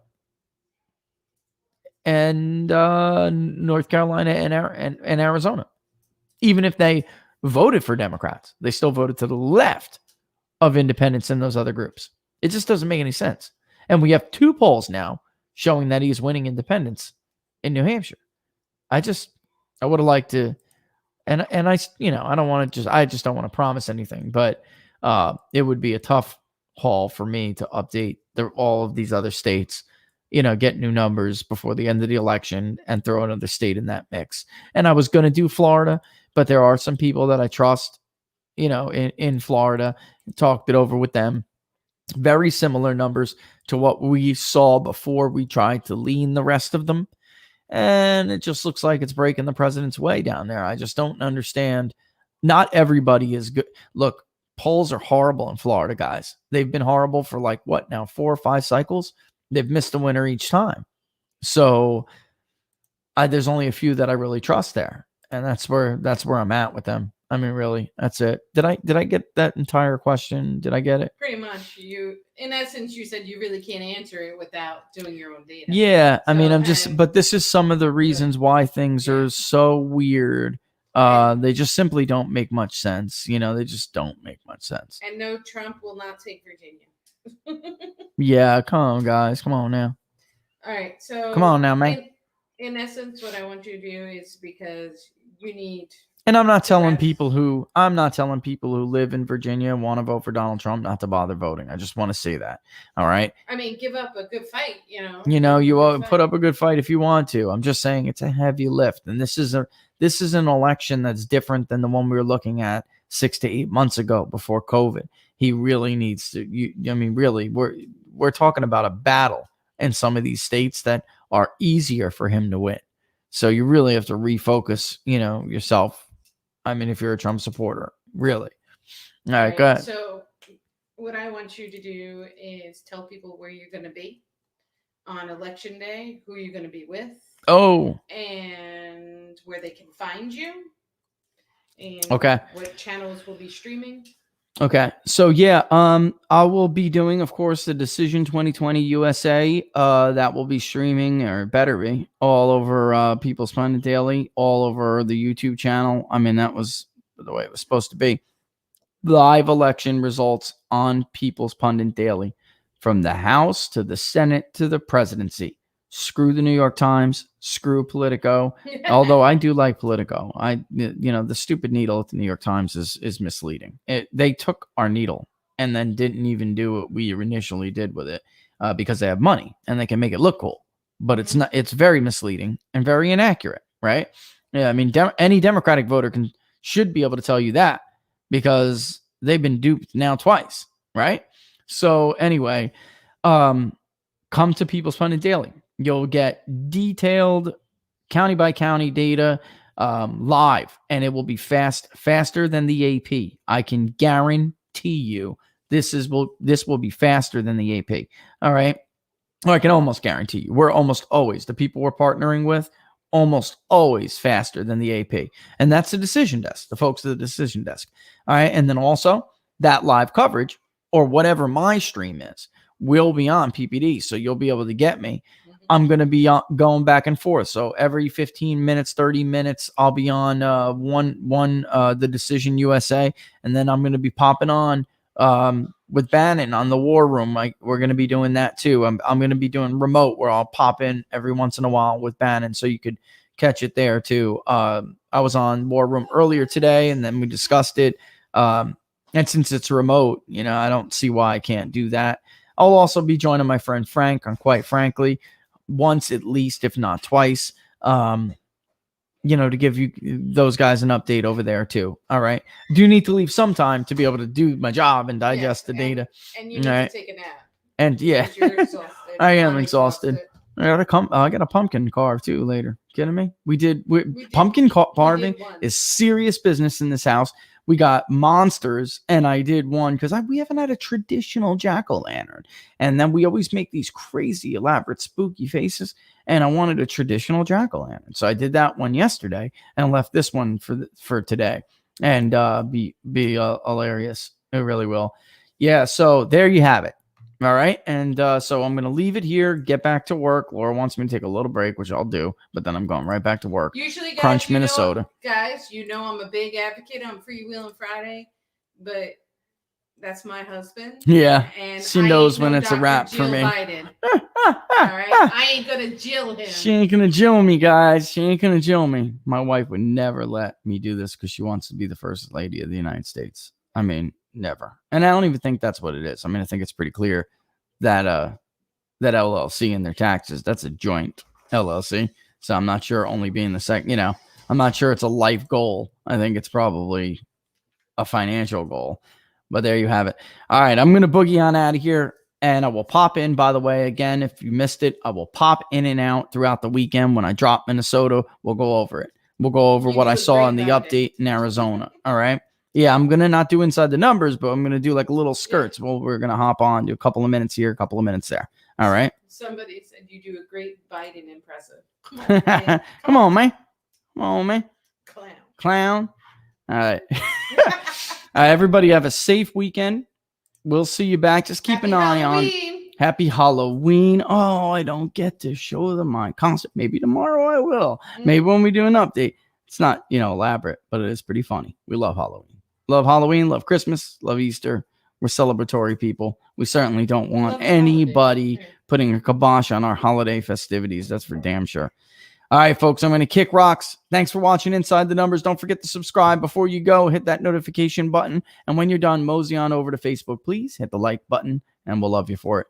See you tomorrow if you are able to tune in. Don't miss me on Don Smith, too, by the way. 12 noon Eastern Standard Time. The show starts. I'll be on 12:30 and be with my good friend Don to go over what I see with him. All right. And I think I got everything, but keep an eye on Twitter. All right. On my Twitter account, and I'll give you updates as we go. All right. All the best, folks. Talk to you soon. How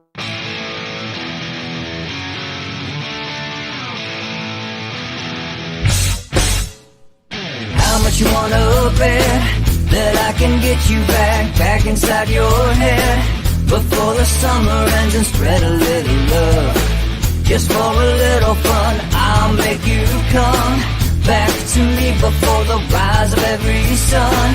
Baby, it's meant to be. I know you got a man, but he don't understand. You're gonna be a heartbreaker.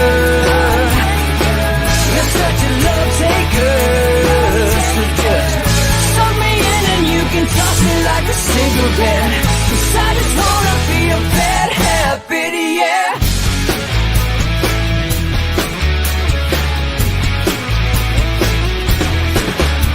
There's rhythm in our love, it's impressive, excessive. You can't make this stuff up. My chest beats, it's restless, wakes the neighbors up above. Yeah, baby, come and show me love. Baby, come and show me love. Because you're gonna be a heartbreaker. You're such a love taker. So just suck me in and you can toss me like a cigarette. 'Cause I just wanna be a bad habit, yeah.